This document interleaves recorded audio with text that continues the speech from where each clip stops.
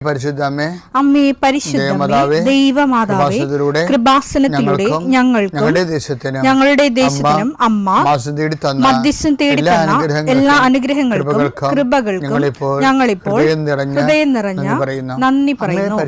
അമ്മേ പരിശുദ്ധമേ, ദൈവമാതാവേ, 2004 ഡിസംബർ 7 ഉച്ചകഴിഞ്ഞ് 2:30 കൃപാസനത്തിൽ സംഭവിച്ച അമ്മയുടെ പ്രത്യക്ഷപ്പെടലിനെ കുറിച്ച് തിരുസഭയ്ക്ക് സമർപ്പിച്ചിരിക്കുന്ന പഠനരേഖകളുടെ മേൽ സഭാത്മകമായ പഠനം ആരംഭിക്കുവാൻ ഞങ്ങൾ പ്രാർത്ഥിക്കുന്നു. അമ്മേ പരിശുദ്ധമേ, ഭൂസ്വർലോകങ്ങളുടെ രാജ്ഞിയായ അങ്ങേയ്ക്ക് ഭൗമസംരക്ഷണത്തിനായി പ്രപഞ്ചപ്രകൃതിയെ തന്നെ തിരുസഭ പ്രതിഷ്ഠിക്കുവാൻ ഈ പ്രത്യക്ഷീകരണം വഴി ഇടയാക്കണമേ. പരിശുദ്ധമേ, ജപമാല മാതാവേ, സകല കൃപാസനം പ്രാർത്ഥനയോടും ചേർത്ത് ഞങ്ങളിപ്പോൾ പ്രാർത്ഥിക്കുന്ന ഈ കുടുംബത്തിന്റെ പ്രത്യേക നിയോഗം പറ മക്കളെ.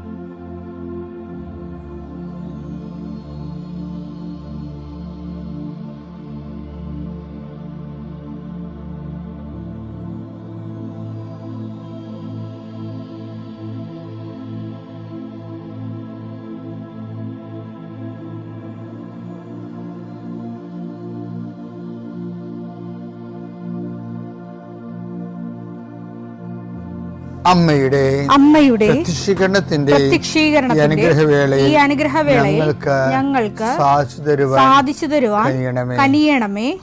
ആമേൻ. വിശ്വാസ പ്രമാണം. സർവശക്തനായ പിതാവും ആകാശത്തിന്റെയും ഭൂമിയുടെയും സൃഷ്ടാവുമായ ദൈവത്തിൽ ഞാൻ വിശ്വസിക്കുന്നു. അവിടുത്തെ ഏകപുത്രനും ഞങ്ങളുടെ കർത്താവുമായ ഈശോമിശിഹായിലും ഞാൻ വിശ്വസിക്കുന്നു. ഈ പുത്രൻ പരിശുദ്ധാത്മാവിനാൽ ഗർഭസ്ഥനായി കന്യകാമറിയത്തിൽ നിന്ന് പിറന്ന് പൊന്തിയോസ് പീലാത്തോസിന്റെ കാലത്ത് പീഡകൾ സഹിച്ച് കുരിശിൽ തറയ്ക്കപ്പെട്ട് മരിച്ച് അടക്കപ്പെട്ട് പാതാളങ്ങളിൽ ഇറങ്ങി മരിച്ചവരുടെ ഇടയിൽ നിന്ന് 3-ാം നാൾ ഉയർത്ത് സ്വർഗത്തിലേക്ക് എഴുന്നള്ളി സർവശക്തിയുള്ള പിതാവായ ദൈവത്തിന്റെ വലതുഭാഗത്തിരിക്കുന്നു.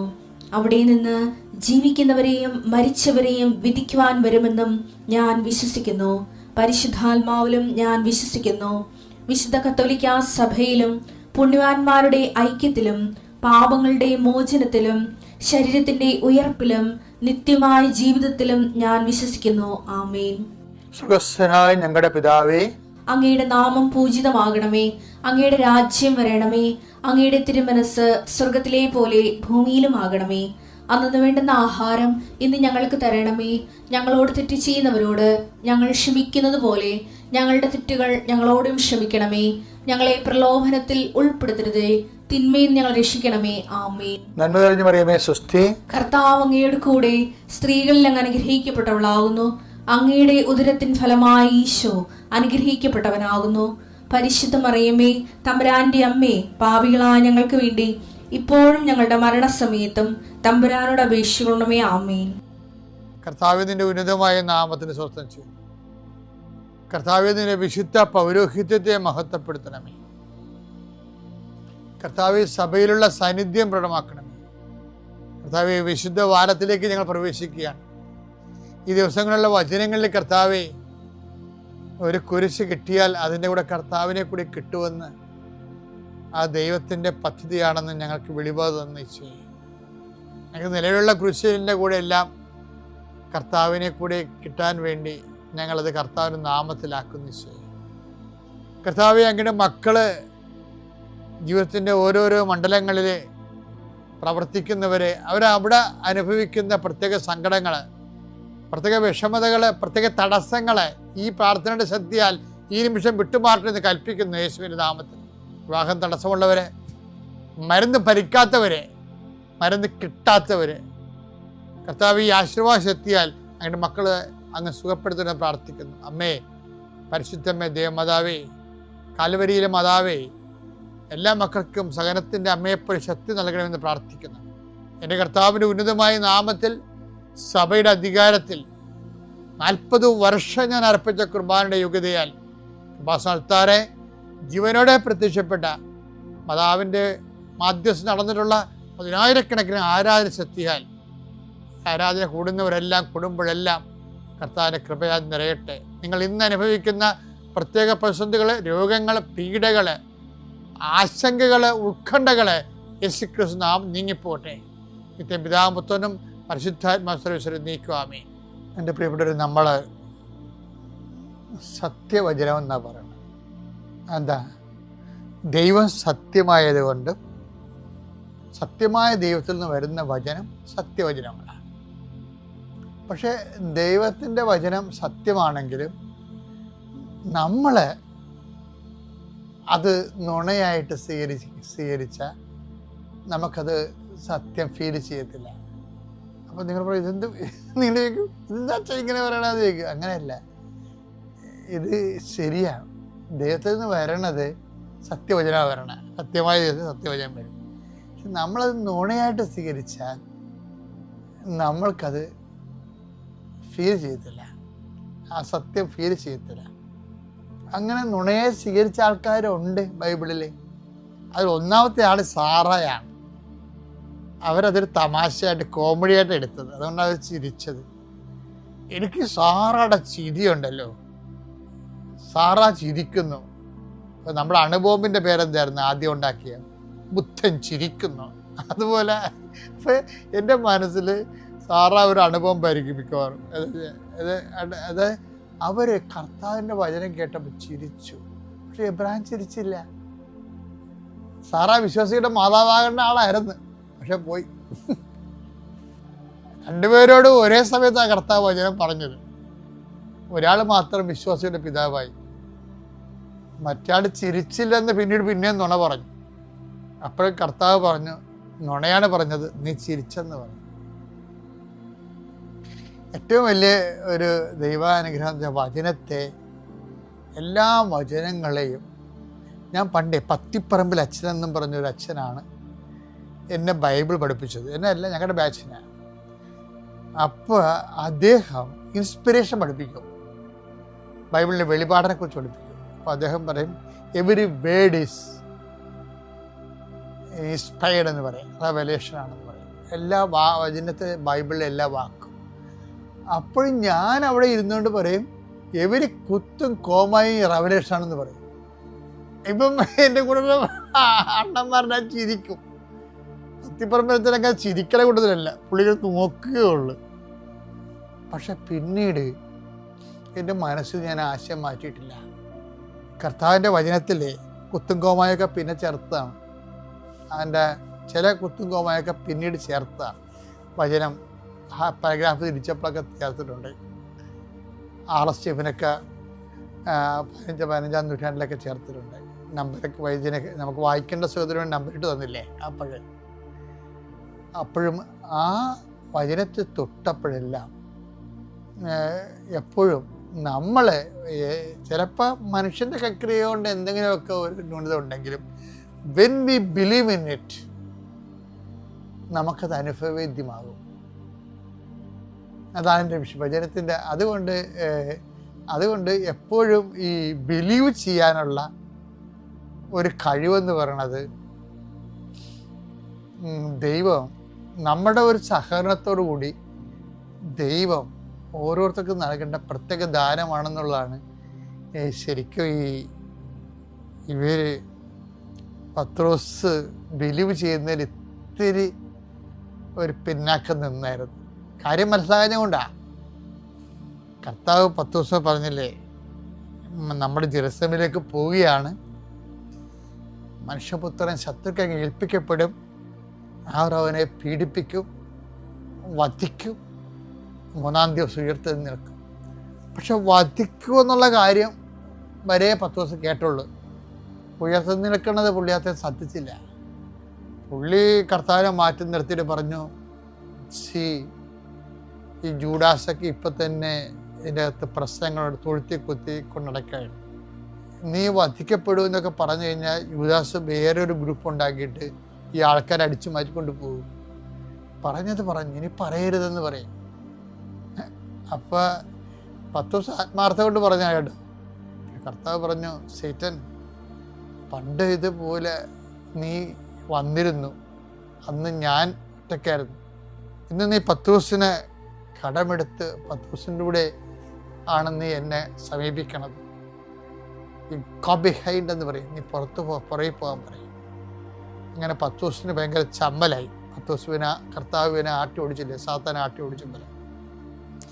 പക്ഷെ എന്നാലും പത്രോസ് ഇത് വിശ്വസിക്കണമെന്നുള്ളത് പിതാവിന് ഭയങ്കര ഒരു സീരിയസ് വിഷയമായിരുന്നു.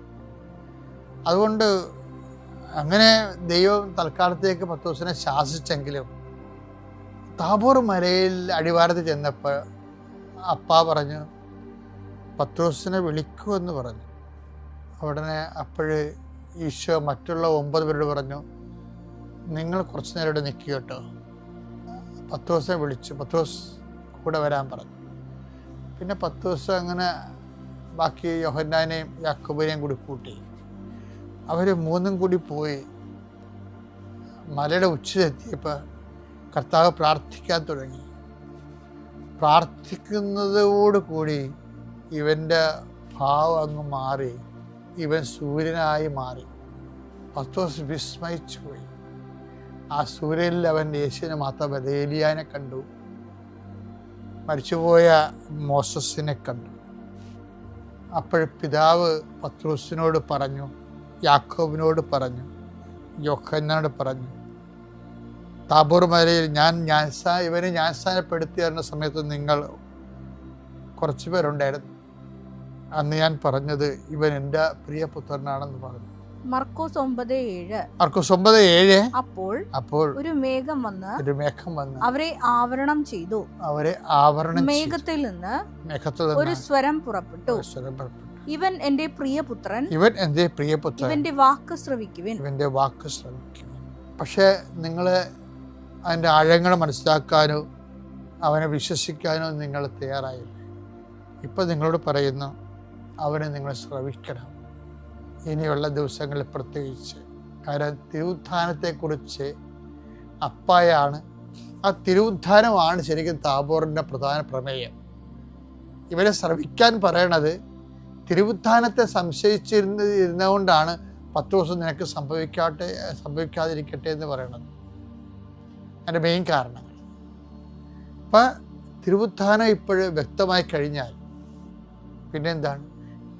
ഉയർപ്പിനെക്കുറിച്ച് ഇപ്പം പറയണതെല്ലാം ശ്രദ്ധിക്കണം എന്ന ഒരർത്ഥം കൂടി അതിനകത്തുണ്ട്. നമ്മൾ ഉയർപ്പിലേക്ക് പോകുമ്പോൾ അത് വിശ്വസിക്കണമെങ്കിൽ ഈ ചെവിയുടെ അകത്ത് വേറൊരു ചെവി വേണം. അതുകൊണ്ടാണ് ഈശോ പറഞ്ഞത്, കേൾക്കാൻ ചെവിയുള്ളവൻ കേൾക്കട്ടെ എന്ന് പറയും. ആ ചെവി എന്ന് പറയുന്നത് അനോയിൻറ്റിങ് ഇയറാണ്. നമ്മൾ കാണുന്ന പോലെ സാധാരണ കേൾക്കുന്ന സ്വരമല്ല അത്. അതിൻ്റെ അപ്പുറത്ത് ഞാൻ നേരത്തെ നിങ്ങളോട് പറഞ്ഞില്ലേ, നെഗറ്റീവ്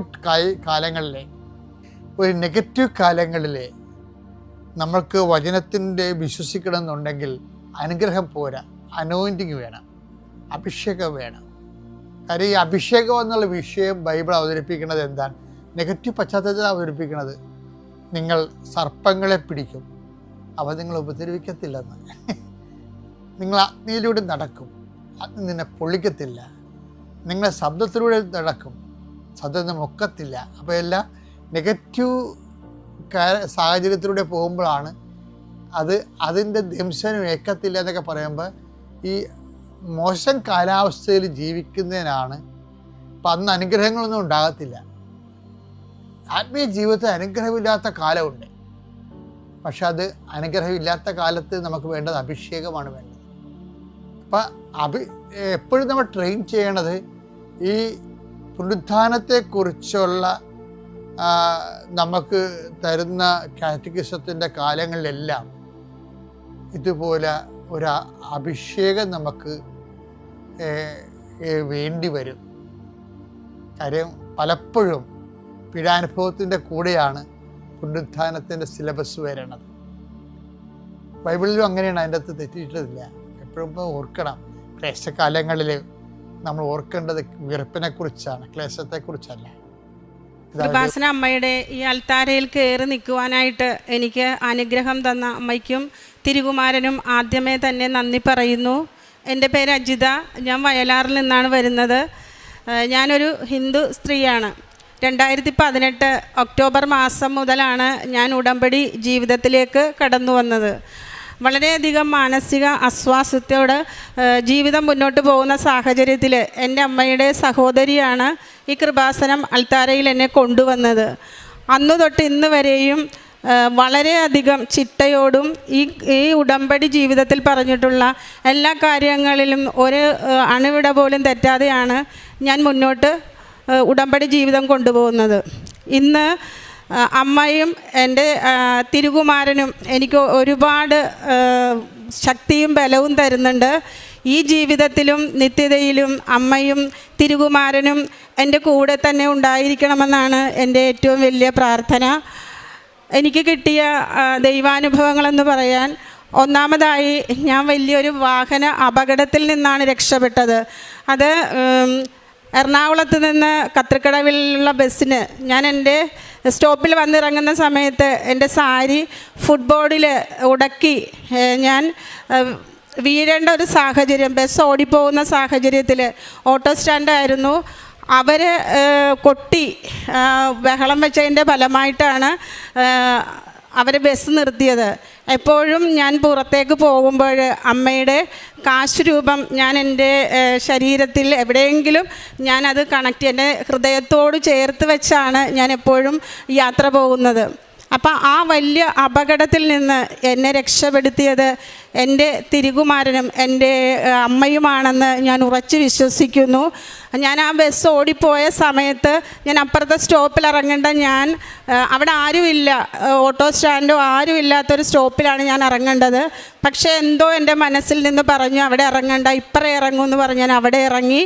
അപ്പം അവരുടെ ഇടപെടൽ കൊണ്ടാണ് ഞാൻ വളരെ അത്ഭുതകരമായി രക്ഷപ്പെട്ടത്. കാരണം എൻ്റെ അമ്മയെ എന്നും ഞാൻ ഹൃദയത്തോട് ചേർത്ത് വെച്ചാണ് കൊണ്ടുപോകുന്നത്. പുറത്തേക്ക് പോകുമ്പോൾ നേർച്ച വസ്തുക്കളായ ഉടമ്പടി ഉപ്പും തേനും തൈലവും ഞാൻ കുറച്ച് വെള്ളത്തിൽ ഒഴിച്ച് കഴിച്ചിട്ടേ ഞാൻ പോവുകയുള്ളൂ. അതുപോലെ തന്നെ ഞാൻ എന്നും തിരി കത്തിച്ച് പ്രാർത്ഥിക്കുമ്പോൾ അമ്മയുടെ ഒത്തിരി ഇവിടെ നിൽക്കുന്ന ആ രൂപം തന്നെ എൻ്റെ മെഴുകുതിരിയിൽ പല പ്രാവശ്യം വന്നിട്ടുണ്ട്. അതെൻ്റെ ഫോണിലുണ്ട്. അപ്പം അങ്ങനെ ഒരുപാട്, എൻ്റെ ഈ കുഞ്ഞ് 3 വയസ്സുള്ള സമയത്താണ് എൻ്റെ ഹസ്ബൻഡ് മരിക്കുന്നത്. അന്ന് വെറും 27 വയസ്സ് കഴിഞ്ഞ് എനിക്ക് വളരെയധികം ദുഃഖത്തിലാണ് ഞാനിവിടെ വരുന്നത്.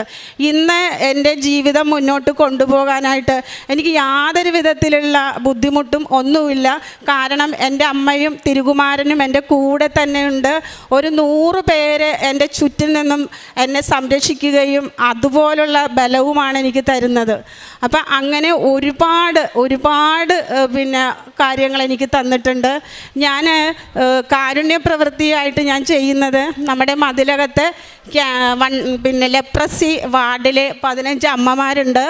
അവരെ എല്ലാ മാസവും ഞാൻ കാണാൻ പോവുകയും അവർക്ക് വേണ്ടുന്ന എന്നെക്കൊണ്ട് കഴിയുന്ന ഭക്ഷണം വാങ്ങിച്ച് ഞാൻ കൊടുക്കുകയും അമ്മമാർക്ക് എല്ലാ മാസവും ഇവിടുത്തെ ഉപ്പ്, തേന് ഇതൊക്കെ ഞാൻ എത്തിച്ചു കൊടുക്കും. കുറേ സമയം ഞാൻ അവരുടെ കൂടെ ഇരുന്ന് അങ്ങനെയൊക്കെയാണ് ഞാൻ പോരുന്നത്. അപ്പോൾ എൻ്റെ അമ്മ മരിച്ചുപോയി 2 വർഷമാകുമ്പോൾ എനിക്ക് 15 അമ്മമാരെയാണ് എനിക്ക് ഒരേപോലെ കിട്ടിയിരിക്കുന്നത്. അവരുടെ പ്രാർത്ഥനയും എല്ലാം എനിക്കും എൻ്റെ കുടുംബത്തിനും ഉണ്ടെന്ന് ഞാൻ വിശ്വസിക്കുന്നു. പിന്നെ ഞാൻ പത്രവിതരണം ചെയ്യുന്നത് വണ്ടാനം മെഡിക്കൽ കോളേജ് ക്യാൻസർ വാർഡിലാണ്. ഞാൻ അവിടെ ഓരോരുത്തരെയും പോയി സന്ദർശിക്കുകയും അവരുടെ രോഗത്തിൻ്റെ അവസ്ഥ ചോദിച്ച് മനസ്സിലാക്കുകയും അവരുടെ ഫോൺ നമ്പർ, അവരുടെ സ്ഥലം ഇതെല്ലാം ഞാൻ ഒരു പേപ്പറിൽ എഴുതിക്കൊണ്ട് പോന്നിട്ട് രാവിലെ 5:30-ക്കുള്ള പ്രാർത്ഥനയിലും അതുപോലെ വൈകുന്നേരത്തെ പ്രാർത്ഥനയിലും ഞാൻ അവരെ സമർപ്പിച്ചുകൊണ്ട് പ്രാർത്ഥിക്കാറുണ്ട്. അവർ പലരും ഇവിടെ വന്ന് ഉടമ്പടി എടുക്കാനായിട്ടുള്ള ഒരു സാഹചര്യമുണ്ടായി. ഇന്നും ഞാൻ കാഞ്ഞിരമുറ്റത്തുള്ള ഒരു സഹോദരിയെ ഉടമ്പടി എടുപ്പിക്കാൻ വന്നതാണ്. അതേപോലെ തന്നെ ഞാൻ ചെയ്യുന്ന ഓരോ കാരുണ്യ പ്രവൃത്തികളിലും മാതാവും തിരുകുമാരനുമാണ് എനിക്ക് അതിനുള്ള എല്ലാ സഹായങ്ങളും ധൈര്യവും എനിക്ക് തരുന്നത്. ഞാൻ കൃത്യമായിട്ട് ബൈബിൾ വായിക്കാറുണ്ട്. ഒരു വചനമെങ്കിലും ഞാൻ ദിവസവും പലവട്ടം ഉരുവിട്ടാണ് ഞാൻ പുറത്തേക്ക് പോകുന്നതും. അതേപോലെ തന്നെ വളരെ കൃത്യമായിട്ട് തന്നെയാണ് ഞാൻ ഈ ഉടമ്പടി ജീവിതം നയിക്കുന്നത്. അപ്പോൾ അതിൽ നിന്ന് എനിക്ക് ഒരുപാട് ദൈവാനുഗ്രഹങ്ങൾ എനിക്ക് ലഭിച്ചിട്ടുണ്ട്. എൻ്റെ മകൾക്ക് കുറച്ച് കാര്യങ്ങൾ പറയാനുണ്ട്, ഞാൻ അവൾക്ക് പറയാൻ കൊടുക്കുകയാണ്. ആദ്യം തന്നെ അമ്മയുടെ അൾത്താരയിൽ വന്ന് നിൽക്കാൻ സാധിച്ചതിൽ ഞാൻ ഒരുപാട് നന്ദി പറയുന്നു അമ്മയ്ക്കും തിരുകുമാരനും. എൻ്റെ പേര് അഖിന. ഞാൻ 2025 ജൂൺ മാസമാണ് ആദ്യമായിട്ട് ഉടമ്പടി എടുക്കുന്നത്. ആദ്യം തന്നെ എനിക്ക് ഉടമ്പടി എടുക്കുന്നതിന് മുന്നേ ഒരു വലിയ അനുഗ്രഹം കിട്ടിയിരുന്നു. എൻ്റെ അമ്മ ഉടമ്പടി ജീവിതത്തിൽ തന്നെ ആയിരുന്നു. ആ സമയത്ത് മൈഗ്രെയിൻ എന്ന തലവേദന കൊണ്ട് ഞാൻ 10 വർഷമായി ബുദ്ധിമുട്ടുകയായിരുന്നു. ഞാനൊരു നേഴ്സാണ്. അപ്പോൾ ഹോസ്പിറ്റൽ ഫീൽഡിൽ ഈ ഉറക്കമില്ലായ്മയെല്ലാം എന്നെ ഒരുപാട് ബുദ്ധിമുട്ടാക്കിയിട്ടുണ്ട്. അപ്പോൾ അമ്മ എന്നും പറയുമായിരുന്നു ജോസഫച്ചൻ്റെ പ്രാർത്ഥനയിൽ ഞാൻ തലയിൽ കൈവച്ച് പ്രാർത്ഥിക്കുമെന്ന്. എന്നാലും എനിക്ക് വലിയ വിശ്വാസമൊന്നും വന്നിട്ടില്ല. ഞാൻ എന്തെങ്കിലും ഒരു പെയിൻ കില്ലർ എടുത്ത് സമാധാനം കണ്ടെത്തുക അങ്ങനെയായിരുന്നു. ഒരു ദിവസം അമ്മയുടെ അനുഗ്രഹത്താൽ എനിക്ക് സ്വിച്ചിട്ട പോലെ വേദന നിൽക്കുമായിരുന്നു. ഒരുപാട് ഭക്ഷണ പദാർത്ഥങ്ങൾ എനിക്ക് ഒഴിവാക്കേണ്ടി വന്നിട്ടുണ്ട് ഈ തലവേദന കൊണ്ട്. കുറേ നാളായിട്ട് തലവേദന കാണാതെ വന്നപ്പോൾ ഞാൻ അമ്മയോട് ഇങ്ങനെ മനസ്സിൽ പറഞ്ഞ്, അമ്മ ഞാനൊരു കുറച്ച് ചോക്ലേറ്റ് കഴിച്ച് നോക്കുവാണ്, ഞാൻ പരീക്ഷിക്കുമല്ല, എനിക്കൊരു ഉറപ്പിന് വേണ്ടിയാന്ന് പറഞ്ഞ്. സാധാരണ ഞാൻ ചോക്ലേറ്റൊക്കെ കഴിക്കുമ്പോഴത്തേനും എനിക്ക് ഒട്ടും എണീക്കാൻ പറ്റാത്ത സാഹചര്യം, BP ലോയാകുക അങ്ങനെയൊക്കെ വരാറുണ്ട്. ഇത് ഞാൻ എത്ര കഴിച്ചിട്ടും എനിക്ക് ഒരു കുഴപ്പമില്ല. ഞാൻ അത്രയും വർഷങ്ങൾക്ക് ശേഷം ആസ്വദിച്ച് കഴിക്കുന്ന പോലെയായിരുന്നു. പിന്നെ എനിക്ക് കഴിക്കാൻ പറ്റാത്ത ഓരോ ഭക്ഷണ പദാർത്ഥങ്ങളും ഞാൻ കഴിച്ചു നോക്കി. ഇന്ന് 2.5 വർഷമാകുന്നു എനിക്കൊരു ചെറിയ തലവേദന പോലും വരാറില്ല എന്നുള്ളതാണ് സത്യം. നൈറ്റ് ഡ്യൂട്ടിയൊക്കെ എടുക്കാറുണ്ട് ഒരുപാട്, എന്നാലും എനിക്കൊരു ചെറിയ തലവേദന പോലും വരാറില്ല. അതിന് ഞാൻ അമ്മയോടും തിരുകുമാരനോടും ആദ്യം തന്നെ നന്ദി പറയുന്നു. കൂടാതെ ഞാൻ വിദേശത്തേക്ക് പോകാൻ ഒരുപാട് നാളായി ട്രൈ ചെയ്യുന്നുണ്ടായിരുന്നു. അഖണ്ഡ ജപമാല റാലിയിൽ ഞാൻ പങ്കെടുക്കുകയുണ്ടായി. അന്ന് ഞാൻ വെച്ചൊരു നിയോഗം അതുകൂടെ ആയിരുന്നു. ഒരു 60 പേരോളം അടങ്ങിയ ഇൻ്റർവ്യൂവിൽ എനിക്ക് 4ാമത് വരാൻ സാധിച്ചു. ഈ മാസം 6-ാം തീയതി ഞാൻ പോകേണ്ടതായിരുന്നു. അപ്പോഴാണ് യുദ്ധങ്ങളെല്ലാം തുടങ്ങിയത്. എന്നെ അതിൽ നിന്നും സംരക്ഷിച്ച് അമ്മയും ഈശോപ്പനുമാണ് എന്നെ രക്ഷിച്ചതെന്ന് ഞാൻ വിശ്വസിക്കുന്നു. അടുത്തൊരു നല്ല ഡേറ്റിന് വേണ്ടിയിട്ട് ഞാൻ വെയിറ്റ് ചെയ്യുവാണ്. ഇത്രയൊക്കെ സാധിച്ച് തന്നിട്ടുണ്ടെങ്കിൽ എൻ്റെ അമ്മയും മാതാവും തിരുകുമാരനും എനിക്ക് സാധിച്ചു തരുമെന്ന് ഞാൻ പൂർണ്ണമായിട്ട് വിശ്വസിക്കുന്നുണ്ട്. എല്ലാവരും ടെൻഷനായിട്ട് വിളിച്ചു പറയുമ്പോൾ ഞാൻ പറയും നമുക്ക് പ്രാർത്ഥിക്കാം, സമാധാനത്തോടെ ഇരിക്കാം. അവിടെ നിന്നുള്ള എൻ്റെ ഫ്രണ്ട്സൊക്കെ വിളിക്കുമ്പോൾ പറയുന്നു ഉറങ്ങാൻ പറ്റാത്ത സാഹചര്യമാണെന്ന്. അപ്പോൾ എനിക്ക് നല്ല വിശ്വാസമുണ്ട് എൻ്റെ മാതാവും തിരുകുമാരനും എന്നെ അതിൽ നിന്നൊക്കെ രക്ഷപ്പെടുത്തിയതാണെന്ന്. അടുത്തൊരു നല്ല ഡേറ്റിന് വേണ്ടി ഞാൻ ഉടമ്പടി ജീവിതത്തിൽ തന്നെ ഇരുന്ന് അമ്മയോടും തിരുകുമാരനോടും പ്രാർത്ഥിക്കുന്നു. ഇത്രയും പറയാനായിട്ട് ഈ അമ്മയുടെ ഈ അൾത്താരയിൽ 2018 തൊട്ട് ഉടമ്പടി എടുക്കുന്ന വ്യക്തിയാണ്. ഒരുപാട് ദൈവാനുഭവങ്ങൾ എനിക്കുണ്ട്. പക്ഷേ എന്തോ എനിക്ക് അൾത്താരയിൽ കയറി നിൽക്കാനുള്ള ആ ഒരു കൃപ കിട്ടിയത് ഇപ്പോഴാണ്.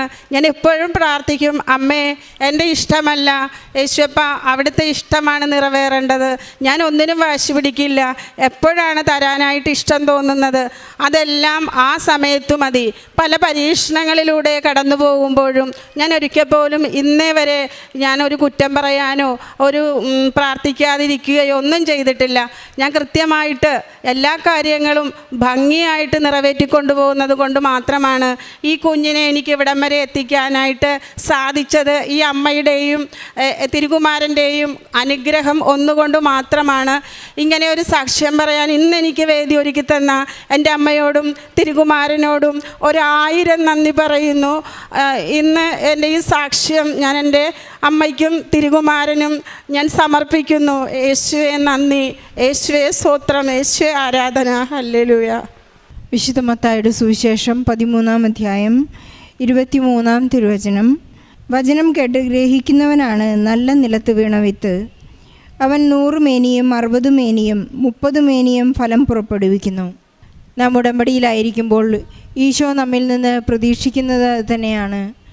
നാം 100 മേനി വിളവ് കൊയ്യുന്നവരായി വളരാൻ വേണ്ടിയാണ്, ഫലം പുറപ്പെടുവിക്കാൻ വേണ്ടിയാണ് ഈശോ നമുക്ക് വലിയ ഉടമ്പടി എന്ന ഈ പ്രാർത്ഥനാ പദ്ധതി നൽകിയിരിക്കുന്നത്.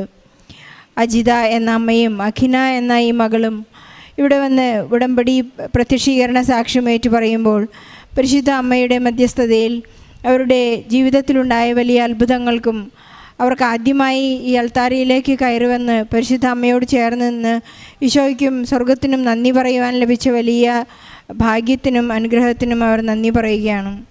ഒരു ആക്സിഡൻറ്റ് മൂലം ഈ അമ്മയ്ക്ക് പരിശുദ്ധ അമ്മയുടെ സാമീപ്യവും ഈശോയുടെ വലിയ സംരക്ഷണവും നൽകിയതിനെക്കുറിച്ചാണ് അമ്മ ആദ്യം പറഞ്ഞത്. തൻ്റെ ജീവിതത്തിൽ വലിയ ഒരു സങ്കടം ബാക്കി നിൽക്കാമായിരുന്ന ഒരവസ്ഥയിലേക്ക് അമ്മ കടന്നു പോകാതെ നാം 23-ാം സങ്കീർത്തനത്തിൽ 4-ാം തിരുവചനം വായിക്കുന്നത് പോലെ മരണത്തിൻ്റെ നിഴൽ വീണ താഴ്വരയിലൂടെയാണ് ഞാൻ നടക്കുന്നതെങ്കിലും അവിടുന്ന് കൂടെയുള്ളതിനാൽ അവിടുത്തെ ഊന്നുവടിയും ദണ്ടും എനിക്ക് ഉറപ്പേകുന്നു. ഈ അജിതയുടെ വലിയ ഉറപ്പാണ് ഈ ഉടമ്പടി എന്നത്. വലിയ ആ ദണ്ട് തന്നെ വലിയൊരു ഉറപ്പാണ്. യാതൊരു അപകടവും കൂടാതെ പരിശുദ്ധ അമ്മയുടെ ആ ദിവ്യ കാശുരൂപം ധരിച്ചിരുന്നുകൊണ്ട് ഉടമ്പടി കാശുരൂപത്തിൻ്റെ ആ സംരക്ഷണയിൽ, നേർച്ച വസ്തുക്കളുടെ സംരക്ഷണയിൽ ഈ മകൾക്ക് യാതൊരു അപകടവും കൂടാതെ ഇന്ന് ഈ അൾത്താരയിൽ കയറി ഇന്ന് ദൈവനാമം മഹത്വപ്പെടുത്താൻ സാധിച്ചതിന് നന്ദി പറയുകയാണ്. അതുപോലെ തന്നെ മകൾ അഖിനയെ വളർത്തുവാനും ദൈവവിശ്വാസത്തിൽ വളർത്തുവാനും തൻ്റെ ഉടമ്പടി ജീവിതം വളരെ കൃത്യമായി പാലിക്കുവാനുമുള്ള മകൾക്കത് പകർന്നു കൊടുക്കുവാനും മകളെ ഉടമ്പടിയിലേക്ക് കൊണ്ടുവരാൻ മാത്രം തൻ്റെ ജീവിതം വളരെ വളരെ നന്നായി മുന്നോട്ട് വയ്ക്കുവാനുള്ള കൃപ ലഭിച്ചതിനും കൂടിയാണ് നന്ദി പറയുന്നത്. മകൾക്ക് 10 വർഷമായിട്ടുണ്ടായിരുന്ന മൈഗ്രെയിൻ പെട്ടെന്നൊരു സ്വിച്ചിട്ടതുപോലെ ഒരു സുപ്രഭാതത്തിൽ അതില്ലാതായപ്പോൾ ഈ മകൾ ഒരു പരീക്ഷണാർത്ഥം ഇനി എനിക്കിത് വരുമോ എന്ന് പരീക്ഷിച്ചപ്പോഴും മകൾ ചോക്ലേറ്റ് BP കൂടുമോ എന്നെല്ലാം ടെസ്റ്റ് ചെയ്തപ്പോഴും ഈശോ തൊട്ട ഒരസുഖം ഒരിക്കലും തിരിച്ചു വരികയില്ല എന്നാണ് ഈ മകൾക്ക് മനസ്സിലായിട്ടുള്ളത്. അതുപോലെ തന്നെ അഖണ്ഡ ജപമാല റാലിയിലൂടെ മകൾക്ക് വിദേശത്ത് പോയി ജോലി ചെയ്യാനുള്ള ഒരു സാധ്യതയുടെ വഴി തുറന്നിട്ടിരിക്കുകയാണ്. നമുക്കറിയാവുന്നതുപോലെ ഉടമ്പടി ഒരു വലിയ സാധ്യതകളുടെ പ്രാർത്ഥനയാണ്. ഉടമ്പടി ഉടൻ പരിഹാരമാണ്. ഉടമ്പടിയിലൂടെ നമുക്ക് ലഭിക്കുന്ന സാധ്യതകളും നിത്യതയോളം നമുക്ക് ഈശോ കൊണ്ടു നടക്കുന്ന, ഈശോ നമ്മെ കൈപിടിച്ച് ഉയർത്തുന്ന നടത്തുന്ന ഒരു പദ്ധതിയിലേക്ക് നാം വിളിക്കപ്പെട്ടു എന്നുള്ളതിൻ്റെ ഒരു സാക്ഷ്യം കൂടിയാണ്. അജിതയ്ക്ക് ഇനി ഒന്നിനും പരാതികളില്ല. ഉടമ്പടിയിലേക്ക് വന്നു കഴിഞ്ഞപ്പോൾ ഇനി എനിക്കൊന്നിനും പരാതിയില്ല. കാരണം ഈശോ എന്നെ സംരക്ഷിക്കും, ഈശോ എൻ്റെ രക്ഷകനും നാഥനുമാണ് എന്ന് മടി കൂടാതെ ഏതൊരു ലോകത്തിനു മുൻപിൽ വിളിച്ചു പറയാനുള്ള ഒരു ധൈര്യം ഇന്ന് ഈ മകൾക്ക് ലഭിച്ചിരിക്കുകയാണ്.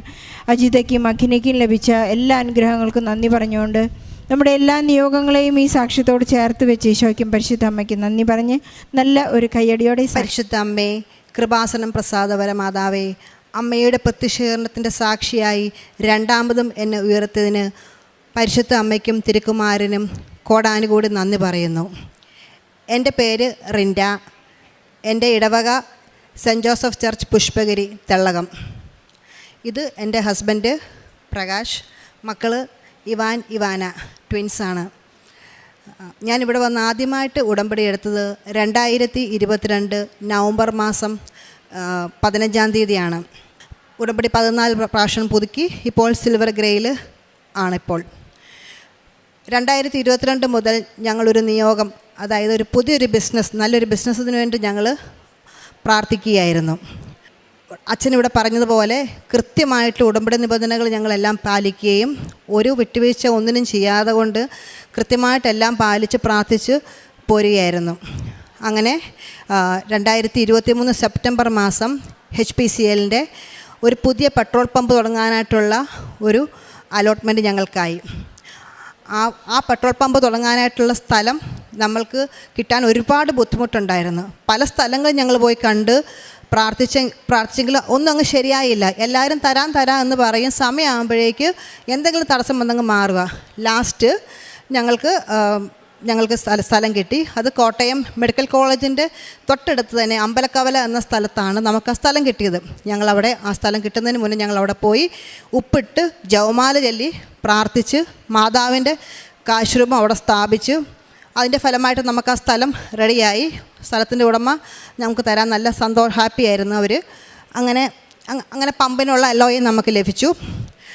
അടുത്ത കടമ്പ എന്ന് പറയുന്നത് നമുക്ക് NOC, അതായത് പെട്രോൾ പമ്പ് പോലുള്ളൊരു സംഭവം നമ്മൾ ആരംഭിക്കണമെങ്കിൽ അതിന് ഒരുപാട് കടമ്പകളുണ്ട്. അതായത് ഗവൺമെൻറ്റിൻ്റെ ഭാഗത്ത്, പൊല്യൂഷൻ കൺട്രോൾ ബോർഡിൻ്റെ ഭാഗത്ത് കളക്ടറുടെ അനുമതി, panchayat, village, town planning, police സ്റ്റേഷൻ്റെ അനുവാദം, ഫയർ, എല്ലാ സർക്കാർ സ്ഥാപനങ്ങളിൽ അനുമതി ഉണ്ടെങ്കിൽ മാത്രമേ പെട്രോൾ പമ്പ് പോലുള്ള സംരംഭം നമുക്ക് സ്റ്റാർട്ട് ചെയ്യാൻ സാധിക്കുകയുള്ളൂ. ഞങ്ങൾ ഉടമ്പടിയിലായിരുന്നുകൊണ്ട് ഞങ്ങൾക്ക് പേടിയില്ലായിരുന്നു, സത്യം പറഞ്ഞതാണ്. ഏത് കളക്ട്രേറ്റ് മുതൽ എവിടെയെല്ലാം പോയിട്ടുണ്ടോ അവിടെയെല്ലാം ഞങ്ങൾ ഉപ്പിട്ട് പ്രാർത്ഥിച്ച് ആണ് ഞങ്ങൾ കാര്യങ്ങൾ നടത്തിയിരുന്നത്. ഏത് ഓഫീസിൽ ചെന്നാലും ഞങ്ങൾക്ക് വേണ്ടി മാതാവ് അവിടെ ഒരാളെ കരുതിയിട്ടുണ്ടാവും. അതായത് നമുക്ക് വേണ്ടി നമുക്ക് എന്ത് കാര്യത്തിനാണ് അവിടെ പോകുന്നത് അത് നമുക്ക് അനുകൂലമാക്കി തരാനായിട്ട് മാതാവ് അവിടെ ഒരാളെ നിയോഗിച്ചിട്ടുണ്ടാവും. അങ്ങനെ എല്ലാം ഭംഗിയായിട്ട് നമുക്ക് തടസ്സങ്ങളുണ്ടായിരുന്നു, എന്നാലും എല്ലാം നമ്മൾ വിചാരിച്ചേക്കാളും പെട്ടെന്ന് ഒരു 3 മാസത്തിനുള്ളിൽ തന്നെ ഞങ്ങൾക്ക് NOC റെഡിയായി.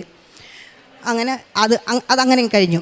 അടുത്തതെന്ന് പറഞ്ഞാൽ നമുക്ക് പൊല്യൂഷൻ കൺട്രോൾ ബോർഡിൻ്റെ പെസോ, അതായത് petroleum and explosive safety organisation, അതിൻ്റെ അപ്രൂവലാണ്, അത് ലൈസൻസാണ് നമുക്ക് അടുത്തത് വേണ്ടത്. അത് നമുക്ക് ചെറിയൊരു പ്രശ്നം അതിൻ്റെ ഇടയ്ക്കുണ്ടായി. കുറച്ച് ആളുകൾ നമ്മളവിടെ പമ്പ് തുടങ്ങാതിരിക്കാൻ വേണ്ടിയിട്ട് ഹൈക്കോടതി കേസ് കൊടുത്തു, സ്റ്റേ ചെയ്യണം. അപ്പം നമ്മുടെ പമ്പിൻ്റെ സ്ഥലത്തിൻ്റെ ഓപ്പോസിറ്റ് ഒരു കോളേജുണ്ട്. അപ്പോൾ ആ കോളേജ് സ്കൂളാണെന്ന് കോടതിയെ തെറ്റിദ്ധരിപ്പിച്ചുകൊണ്ടാണ് ഇവർ കേസ് കൊടുത്തിരിക്കുന്നത്. അപ്പം ഇത് സിവിൽ കേസ് ആയതുകൊണ്ട് തന്നെ ഇത് പ്രൂവ് ചെയ്യാൻ നമുക്ക് കുറേ സമയമെടുക്കും. അപ്പം ഇങ്ങനെയുള്ള കേസൊക്കെ ചെറിയ കേസ് കോടതിയിൽ കാണുക ഇതൊന്നും വലിയ കേസല്ലാത്തതുകൊണ്ട് ഹിയറിംഗ് ഡേറ്റ് നീക്കി വെച്ച് കുറേ സമയം അങ്ങനെ പോയി. അവസാനം 2024 ഓഗസ്റ്റ് മാസം ഒക്കെ ആയപ്പോഴേക്കും ഞാനിവിടെ കൃത്യമായിട്ട് എല്ലാ മാസവും വരുന്നുണ്ട്, പത്രം വാങ്ങുന്നുണ്ട്, കൊടുക്കുന്നുണ്ട്, എല്ലാ കാര്യങ്ങളും കറക്റ്റായിട്ട് നടക്കുന്നുണ്ട്. അപ്പം ഞാൻ ഓർത്ത് ഞാനിതെല്ലാം കൃത്യമായിട്ട് ചെയ്യുന്നുണ്ടല്ലോ, പിന്നെ എന്താ ഇതുപോലെ തടസ്സം വരുന്നത്? ഈ പെസോയുടെ ലൈസൻസ് മാത്രം ഞങ്ങൾക്ക് കിട്ടുന്നില്ല, ബാക്കി എല്ലാ അപ്രൂവലും കിട്ടി. പെസോയുടെ ലൈസൻസ് കിട്ടിയെങ്കിൽ മാത്രമേ ഉള്ളൂ നമുക്ക് ടാങ്കിൻ്റെ പണി തുടങ്ങാൻ പറ്റുകയുള്ളൂ. അങ്ങനെ ബാക്കി ബിൽഡിങ്ങിൻ്റെ പണി കാര്യങ്ങളെല്ലാം നടക്കുന്നുണ്ട്. പക്ഷേ മാതാവ് നമുക്ക് എങ്ങും ഒരു മുട്ട് വരുത്തിയില്ല, ബാക്കി പണി നടക്കുന്നുണ്ട്. ഈ പെസോ ലൈസൻസ് കിട്ടാത്തതുകൊണ്ട് ടാങ്കിൻ്റെ പണി മാത്രം നമ്മൾ ഹോൾഡ് ചെയ്തിരിക്കുകയാണ്. അങ്ങനെ ഇരിക്കെ ഓഗസ്റ്റ് മാസം നമുക്ക് പെസോയുടെ ഓഫീസിൽ നിന്ന് നമുക്ക് പബ്ലിക്കിന് നമുക്ക് നേരിട്ട് ചെല്ലാൻ പറ്റില്ല. പെസോയുടെ ലൈസൻസ് നമുക്ക് എടുത്തു തരുന്നത് ശരിക്കും കമ്പനിയാണ്. പക്ഷെ നമ്മൾ കേസിൽ പെട്ടിരിക്കുന്നതുകൊണ്ട്, നമ്മളെ കേസിലാക്കിയിരിക്കുന്നതുകൊണ്ട് നമുക്കൊന്നും ചെയ്യാൻ പറ്റില്ല. കമ്പനിക്കും പ്രത്യേകിച്ച് അവർ പറയുന്നത് കേസിൻ്റെ വിധി വരട്ടെ, കേസിൻ്റെ വിധി വന്നു കഴിയുമ്പം ലൈസൻസ് തരാം, അതല്ലാന്നുണ്ടെങ്കിൽ നിങ്ങൾ ഹൈക്കോടതി ത്രൂ എടുത്തോളൂ എന്നാണ് പെസോയുടെ ചീഫ് എക്സ്പ്ലോസീവ് ഓഫീസർ നമ്മളോട് പറയുന്നത്. അപ്പോൾ കോടതി ത്രൂ നമുക്ക് എടുക്കാൻ പറ്റില്ല. കാരണം വെച്ചാൽ ഓൾറെഡി നമ്മൾ കേസിലാണ്. നമ്മൾ ഇങ്ങനൊരു അപേക്ഷ കൊടുത്തെങ്കിൽ ഉറപ്പായിട്ട് അവരെ കേസിനോടുകൂടി ആഡ് ചെയ്യുകയുള്ളൂ. നമുക്ക് ഗുണത്തിലേറെ ദോഷമായിരിക്കും ഒരുപക്ഷെ വരാൻ പോകുന്നത്. അപ്പം 2024 ഓഗസ്റ്റ് മാസമൊക്കെ നമ്മൾ ശരിക്കും ഒരു കംപ്ലീറ്റ്ലി സ്റ്റക്കായി. നമ്മുടെ ചുരുക്കി പറയാൻ നമ്മൾ 0 മെറിറ്റ്, 0യിലും താഴെ പോണ അവസ്ഥയിലായി. ഭയങ്കര സങ്കടമായി. അങ്ങനെ അപ്പം ഞാൻ ഓർത്ത് എൻ്റെ ഭാഗത്ത് എന്തായിരിക്കും തെറ്റ്, എന്നായിരിക്കും. പിന്നെ ഞാൻ ഓർത്തത് ഞാൻ പത്രം കൊടുത്തുകൊണ്ടിരുന്നത് വെറുതെ അങ്ങ് കൊടുത്തങ്ങ് പോകും. സാധാരണ ഒരു പത്രം കൊടുക്കുന്ന പോലെ അങ്ങ് കൊടുത്തു പോയി. അപ്പം ഞാൻ ഓർത്ത് അച്ഛനെപ്പോഴും പറയില്ല വിശേഷവിധിയായിട്ട് നിങ്ങൾ എന്താ ചെയ്യുന്നതെന്ന്. അപ്പം ഞാൻ വിചാരിച്ചു എന്തെങ്കിലും വിശേഷവിധിയായിട്ട് നമുക്ക് ചെയ്യാം, എന്തെങ്കിലും മാറ്റം വരുമോ നമുക്ക് നോക്കണമല്ലോ. ഞാനപ്പോൾ എന്നായെന്ന് വെച്ചെന്നാൽ ഇതുപോലൊരു കാർഡ്, മാതാവിൻ്റെ കൃപാസനമ്മയുടെ പടം ഒരു സൈഡിലും മറു സൈഡിൽ പ്രത്യക്ഷീകരണ പ്രാർത്ഥനയുമായിട്ട് ഞാൻ ഇതുപോലെ കുറേ കാർഡങ്ങ് അടിച്ചു. എന്നിട്ട് പത്രത്തിൻ്റെ കൂടെ ഈ കാർഡും കൂടെ പിൻ ചെയ്ത് അപ്പം കാണുമ്പോൾ നല്ലൊരു ഭംഗി, കാണുമ്പോൾ തന്നെ നമുക്കൊരു ഭംഗി തോന്നും. അങ്ങനെ ഞാൻ പറഞ്ഞു, ഞാൻ കൃപാസന മാതാവിൻ്റെ പത്രമാണ്, നിങ്ങളിത് മാതാവിനെ പറ്റി 2 വാക്ക് സംസാരിച്ചതിന് ശേഷം ഞാൻ കൊടുക്കാൻ തുടങ്ങി. അപ്പം എനിക്ക് ഭയങ്കര സന്തോഷം തോന്നി. അതുവരെ 2 വർഷം പത്രം കൊടുത്തെന്ന് പറഞ്ഞാൽ പോലും അപ്പോൾ ഒന്നും കിട്ടാത്ത സന്തോഷം എനിക്ക് അന്നേരം തോന്നി. മാതാവിനെ പറ്റി 2 വാക്ക് സംസാരിച്ച് നിങ്ങളിത് കളയരുതേ, ഇത് ഭക്തിപൂർവ്വം ഉപയോഗിക്കുമെങ്കിൽ മാത്രമേ ഇത് മേടിക്കാവുള്ളൂ എന്നൊക്കെ പറഞ്ഞുകൊണ്ട് ഞാൻ അപ്പം ആൾക്കാർ നിങ്ങൾ കളയുന്നുണ്ടെങ്കിൽ വാങ്ങിക്കേണ്ട, അർഹതപ്പെട്ട ഒരാളുടെ കയ്യിൽ എത്തേണ്ട പത്രമാണിത്. അങ്ങനെ പറയുമ്പോൾ ആൾക്കാർ വേണ്ടെന്ന് പറഞ്ഞവരും പിന്നെ തിരിച്ച് മേടിക്കാൻ തുടങ്ങി. അങ്ങനെ ഓഗസ്റ്റ് മാസം ഏകദേശം പകുതിയൊക്കെ ആയപ്പോഴേക്കും അത്ഭുതം നടന്നു. അത്ഭുതം എന്താണെന്ന് വെച്ച് കഴിഞ്ഞാൽ അമ്മ ഇടപെട്ടു. നമ്മൾ പത്രപ്രവർത്തനം സ്റ്റൈല് മാറ്റിയപ്പോൾ തന്നെ മാതാവ് ഇടപെടാൻ തുടങ്ങി. നമ്മുടെ ഈ കേസിന് സമാനമായിട്ടുള്ളൊരു കേസ് കണ്ണൂർ ഉണ്ടായി. അതായത് അതും ഇതുപോലെ പുതുതായി തുടങ്ങുന്നൊരു പെട്രോൾ പമ്പ്, അതിൻ്റെ അടുത്ത് ഇതുപോലൊരു കോളേജ്, അവർക്കെതിരെ അവർക്ക് പെസോ ലൈസൻസ് കൊടുക്കത്തില്ല. അവർക്ക് പിന്നെ കേസൊന്നും ഇല്ലായിരുന്നത് കൊണ്ട് അവർക്ക് നേരെ ഹൈക്കോടതി പോയി അവർക്ക് പെസോയ്ക്ക് വേണ്ടിയിട്ട് അവർ ആപ്ലിക്കേഷൻ റിട്ടിട്ടു. അപ്പോൾ അവർക്ക് അനുകൂലമായിട്ടുള്ള ജഡ്ജ്മെൻ്റ് ഉണ്ടായി. അതിനകത്ത് ജഡ്ജ്മെൻറ്റിൽ അവർ വ്യക്തമായിട്ട് പറഞ്ഞിട്ടുണ്ട് കോളേജുകൾ പുതുതായിട്ട് തുടങ്ങുന്ന പെട്രോൾ പമ്പിന് ബാധകമല്ല. അങ്ങനെ അതൊരു ഭയങ്കര ഒരു അത്ഭുതമായിരുന്നു. അപ്പം നമ്മൾ ഈ ജഡ്ജ്മെൻറ്റുമായിട്ട് കമ്പനി പെസോയുടെ ഓഫീസിൽ ചെന്ന് ഓഫീസറുടെ അടുത്ത് ഇത് കാണിച്ച് അവർ കൺവിൻസായി. അങ്ങനെ 2024 ഓഗസ്റ്റ് 29 നമുക്ക് പസോട ലൈസൻസ് കിട്ടി. അപ്പം അതിൻ്റെ ഇടയ്ക്ക് 29 നമുക്ക് ലൈസൻസ്. അപ്പോൾ 26 ഉടമ്പടി ധ്യാനത്തിനകത്ത് ഞാൻ ഈ ഈ എക്സ്പ്ലോസീവ് ഓഫീസറുടെ ഫോട്ടോ ഞാൻ ഗൂഗിളിൽ നിന്ന് എടുത്തിട്ട് ഞാൻ ഈ ആരാധനയുടെ സമയത്ത് ഞാൻ ഈ പരിശുദ്ധ അമ്മേനെയും ദിവികാരണത്തിൻ്റെയും മുത്തിച്ച് ഞാൻ പ്രാർത്ഥിച്ചു. എൻ്റെ വിശ്വാസം ആ ഓഫീസറുടെ ഫോട്ടോ ഞാൻ ടി വിയുടെ സ്ക്രീനെ മുട്ടിച്ച് പ്രാർത്ഥിച്ചു, എന്തെങ്കിലും ചെയ്തു തരണേ, വേറെ ഒരു വഴിയില്ല, എന്നെക്കൊണ്ടൊന്നും ചെയ്യാൻ പറ്റില്ല, നിങ്ങൾക്ക് എന്തെങ്കിലും ചെയ്യാൻ പറ്റുള്ളൂ ഈശോയ്ക്കും മാതാവിനും എന്ന് പറഞ്ഞ് ഞാൻ ഓഫീസറുടെ ഫോട്ടോ മുത്തിച്ച് ഞാൻ പ്രാർത്ഥിച്ചു. 2 ദിവസം കഴിഞ്ഞില്ല, ചൊവ്വാഴ്ചത്തെ ധ്യാനം കഴിഞ്ഞ് ബുധൻ വ്യാഴം വെള്ളിയാഴ്ച എനിക്ക് പസോട ലൈസൻസ് കിട്ടി. അങ്ങനെ പമ്പിൻ്റെ പണി ഞങ്ങൾ വിചാരിച്ചേക്കാളും ഭംഗിയായിട്ട് എല്ലാം നടന്നു. അതങ്ങനെ അത് കഴിഞ്ഞ് പിന്നെ ഫെബ്രുവരി മാസം 12 അപ്പം കേസ് നടക്കുന്നുണ്ട്, ഹിയറിംഗ് വരുന്നു, ഡേറ്റ് മാറ്റുന്നു, അങ്ങനെ ഫെബ്രുവരി മാസം 12 കേസിൻ്റെ വിധിയും വന്നു. അതൊട്ടും ഞങ്ങൾ പ്രതീക്ഷിച്ചില്ല. എന്തായാലും കുറേ കാലതാമസം എടുക്കുന്നതാണ്. സാധാരണ പെട്രോൾ പമ്പിൻ്റെ കേസിനൊക്കെ 2-3 വർഷം കഴിഞ്ഞേ ഉള്ളൂ വിധി വരുള്ളൂ. ഫെബ്രുവരി മാസം 12 ഞങ്ങളുടെ കേസ് തള്ളിപ്പോയി. അങ്ങനെ ആ ഒരു ഭാഗവും ക്ലിയറായി. അന്ന് തന്നെ ഞങ്ങളിവിടെ വന്ന് അന്ന് ഹർത്താലായിരുന്നു. ഫെബ്രുവരി 12 ഞങ്ങൾ മക്കളുമായിട്ട് ഞങ്ങളിവിടെ വന്ന് മാതാവിന് നന്ദി പറഞ്ഞ് പോയി. അങ്ങനെ എല്ലാ തടസ്സങ്ങളും പ്രശ്നങ്ങളും മാറി ഫെബ്രുവരി മാസം 9 പമ്പ് ഓപ്പണായി. അത് മാതാവിൻ്റെ അനുഗ്രഹം കൊണ്ട് ഞങ്ങൾക്ക് 1% പോലും മെറിറ്റില്ല. അതായത് 1% പോലും. ഞങ്ങൾ ചെയ്തത് എന്താണെന്ന് വെച്ച് കഴിഞ്ഞാൽ പത്രപ്രവർത്തനം നന്നായിട്ടങ്ങ് ചെയ്തു. അതിൽ അച്ഛൻ പറയാറുണ്ട് 60% പത്രപ്രവർത്തനത്തിനാണ്. ഞങ്ങൾ അതിൽ കോൺസെൻട്രേറ്റ് ചെയ്ത് നല്ല രീതിയിൽ പത്രപ്രവർത്തനം ചെയ്തു, ജീവകാരുണ്യ പ്രവൃത്തി ചെയ്തു. മെഡിക്കൽ കോളേജിൽ കൃത്യമായിട്ട് എല്ലാ മാസവും ഞങ്ങളെക്കൊണ്ട് പറ്റുന്ന പോലെ കൊണ്ടുപോയി നിർധനരായ രോഗികൾക്ക് ഭക്ഷണം കൊടുക്കും. പിന്നെ ഞങ്ങളുടെ അടുത്ത് അഭയാഭവൻ എന്ന് പറഞ്ഞ് പ്രായ അമ്മമാരെ നോക്കുന്ന സ്ഥലമുണ്ട്. അവിടെ അമ്മമാർക്ക് വേണ്ട ഭക്ഷണങ്ങളും മറ്റ് സംഭവങ്ങളും നമ്മൾ ചെയ്തു കൊടുക്കുമായിരുന്നു. പിന്നെ ഞങ്ങളുടെ മുന്നിൽ ആര് സഹായത്തിന് വന്നാലും എന്താണോ കയ്യിലുള്ളത് അത് നമ്മൾ ഉള്ള പോലെ കൊടുക്കുമായിരുന്നു. പിന്നെ ആത്മീയമായിട്ടുണ്ടായ ഇതെന്ന് വെച്ച് കഴിഞ്ഞാൽ ഞാൻ സാധാരണ പള്ളി കുർബാനയ്ക്ക് പോകുമ്പോൾ ബൈക്കിലേ നിൽക്കാറുള്ളൂ, ഫ്രണ്ടിലൊന്നും പോയി നിൽക്കാറില്ല. ബൈക്കിൽ നിൽക്കും. വലിയ കാര്യമായിട്ടൊന്നും അങ്ങനെ കുർബാന ഭയങ്കര ഭക്തിയോടെ ഒന്നുമല്ല. പക്ഷേ ഉടമ്പടി എടുത്തത് പിന്നെ ഏത് പള്ളി കുർബാനയ്ക്ക് പോയാലും ഫസ്റ്റ് ബെഞ്ച് അല്ലെ ഫസ്റ്റ് ഞാനുണ്ടാവും, അവിടെ ഇരിക്കുകയുള്ളൂ, ബാക്കി പോയി ഇരിക്കത്തില്ല. ഒരു ദിവസം പോലും കുർബാന മുടങ്ങാതെ എല്ലാ ദിവസവും വിശുദ്ധ കുർബാനയ്ക്ക് പോകാനുള്ള കൃപ കിട്ടി. പിന്നെ കൊന്തയെല്ലാം ഭയങ്കര മടിയായിരുന്നു. ഒരു കുടുംബ പ്രാർത്ഥനയിൽ ചെല്ലുന്ന കൊന്തയല്ലാതെ ഒരൊറ്റ കൊന്ത പോലും ഞാൻ എത്തിക്കുകയായിരുന്നു. പക്ഷേ ഉടമ്പടി എടുത്തതിൽ പിന്നെ ഞാൻ എല്ലാ ദിവസവും സമ്പൂർണ്ണ ജപമാല ചെല്ലും, ബൈബിൾ വായിക്കും. ഉടമ്പടി നിബന്ധനകൾ ഞാൻ കൃത്യമായിട്ട് പാലിക്കുന്നുണ്ട്. അതുകൊണ്ട് തന്നെയാണ് മനുഷ്യനാൽ ഒരിക്കലും സാധിക്കുന്ന കാര്യമല്ല ഇത്. അത് നിങ്ങൾക്ക് എത്രമാത്രം മനസ്സിലായെന്ന് എനിക്കറിയത്തില്ല. ഞാനീ പറഞ്ഞ സാക്ഷ്യം ഒരിക്കലും നമ്മളെക്കൊണ്ട് നടക്കുന്ന കാര്യമല്ല. അമ്മ മാതാവിൻ്റെയും ഈശോയുടെ ഇടപെടൽ കൊണ്ട് മാത്രം. കൃപാസന ഉപ്പിനെപ്പറ്റി പറയാതിരിക്കാൻ പറ്റത്തില്ല. എവിടെയെല്ലാം ഞാൻ കൃപാസന ഉപ്പ് ഇട്ടിട്ടുണ്ടോ അവിടെ ഒന്നും അമ്മ എന്നെ പരാജയപ്പെടുത്തിയിട്ടില്ല. ഞങ്ങൾ തോറ്റു പോയിട്ടില്ല. അത് ഈ പമ്പ് സംബന്ധമായിട്ടും അല്ലാത്ത മറ്റ് ബിസിനസ് സംബന്ധമായിട്ട് എവിടെ ഞാൻ പോയാൽ എൻ്റെ വണ്ടിയിലെല്ലാം എപ്പോഴും ഉപ്പുണ്ടാവും. എവിടെ കയറിയാൽ ഞാൻ ഒരു നുള്ളി ഉപ്പിട്ടിട്ടേ കയറുള്ളൂ.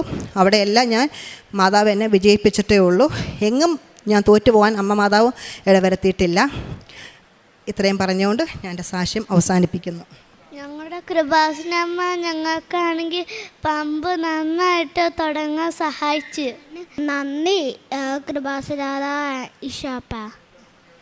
പ്രഭാഷകൻ്റെ പുസ്തകം 17-ാം അധ്യായം 7-8 തിരുവചനങ്ങൾ. അവിടുന്ന് അറിവും വിവേകവും കൊണ്ട് അവരെ നിറയ്ക്കുകയും നന്മയും തിന്മയും അവർക്ക് കാണിച്ചു കൊടുക്കുകയും ചെയ്തു. തൻ്റെ പ്രവൃത്തികളുടെ മഹത്വം അവർ കാണുന്നതിന് അവിടുന്ന് തൻ്റെ പ്രകാശം അവരുടെ ഹൃദയങ്ങളിൽ നിറച്ചു. റിൻഡ പ്രകാശ് അവരുടെ മക്കളോടൊപ്പം വന്ന് അവരുടെ 2ാമത്തെ പ്രത്യക്ഷീകരണ സാക്ഷ്യമാണ് ഈ അൾത്താരയിൽ ഏറ്റുപറയുന്നത്. ഉടമ്പടിയുടെ തനതായ സ്വഭാവമുള്ള not by merit but by grace എന്ന അടിസ്ഥാനത്തിൽ ഇവർക്ക് ഈശോ ചെയ്തു കൊടുത്ത വലിയൊരു അത്ഭുതത്തെക്കുറിച്ചാണ് ഇവർ ഈ സാക്ഷ്യത്തിൽ ഏറ്റുപറയുന്നത്.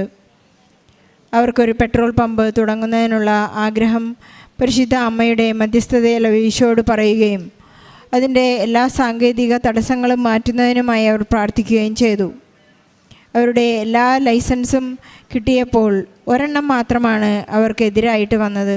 അത് ദൈവമഹത്വം ദർശിക്കാനും ദൈവനാമം മഹത്വപ്പെടാനും വേണ്ടിയുള്ള ഒരു വലിയ തടസ്സമായിരുന്നു എന്ന് അവർ ഇന്ന് ഏറ്റുപറയുകയാണ്. കേസിൻ്റെ വിധി വരാതെ അവർക്ക് ഒരിക്കലും ലൈസൻസ് കൊടുക്കുക സാധ്യമല്ല.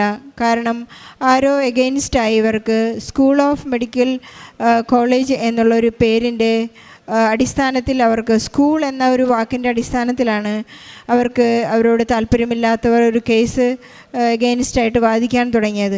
പക്ഷെ പരിശുദ്ധ അമ്മ തന്നെ അവർക്ക് ഒരു അഭിഭാഷകയായി നിന്നുകൊണ്ട് നീതി നടത്തിക്കൊടുത്ത ഒരു സാക്ഷ്യമായിരുന്നു. കാരണം അതേസമയം തന്നെ പാരലായി മറ്റൊരു സ്ഥലത്ത് ഒരു ജഡ്ജ് വിധി പറയുന്ന ഒരു വിധിവാചകം അവർക്ക് കേൾക്കാനിടവന്നു.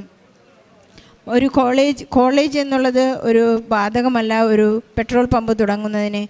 കാരണം ആ കോളേജ് തന്നെ ഇവർക്ക് വളരെ സപ്പോർട്ടീവായിരുന്നു. അങ്ങനെ പരിശുദ്ധ അമ്മയുടെ മാധ്യസ്ഥത്തിലൂടെ ഇവർ ആഗ്രഹിച്ച തരത്തിൽ നല്ലൊരു പമ്പ് സ്റ്റാർട്ട് ചെയ്യുന്നതിനായിട്ട് അവർക്ക് സാധിച്ചതിൻ്റെ ഒരു വലിയ സാക്ഷ്യമാണ്.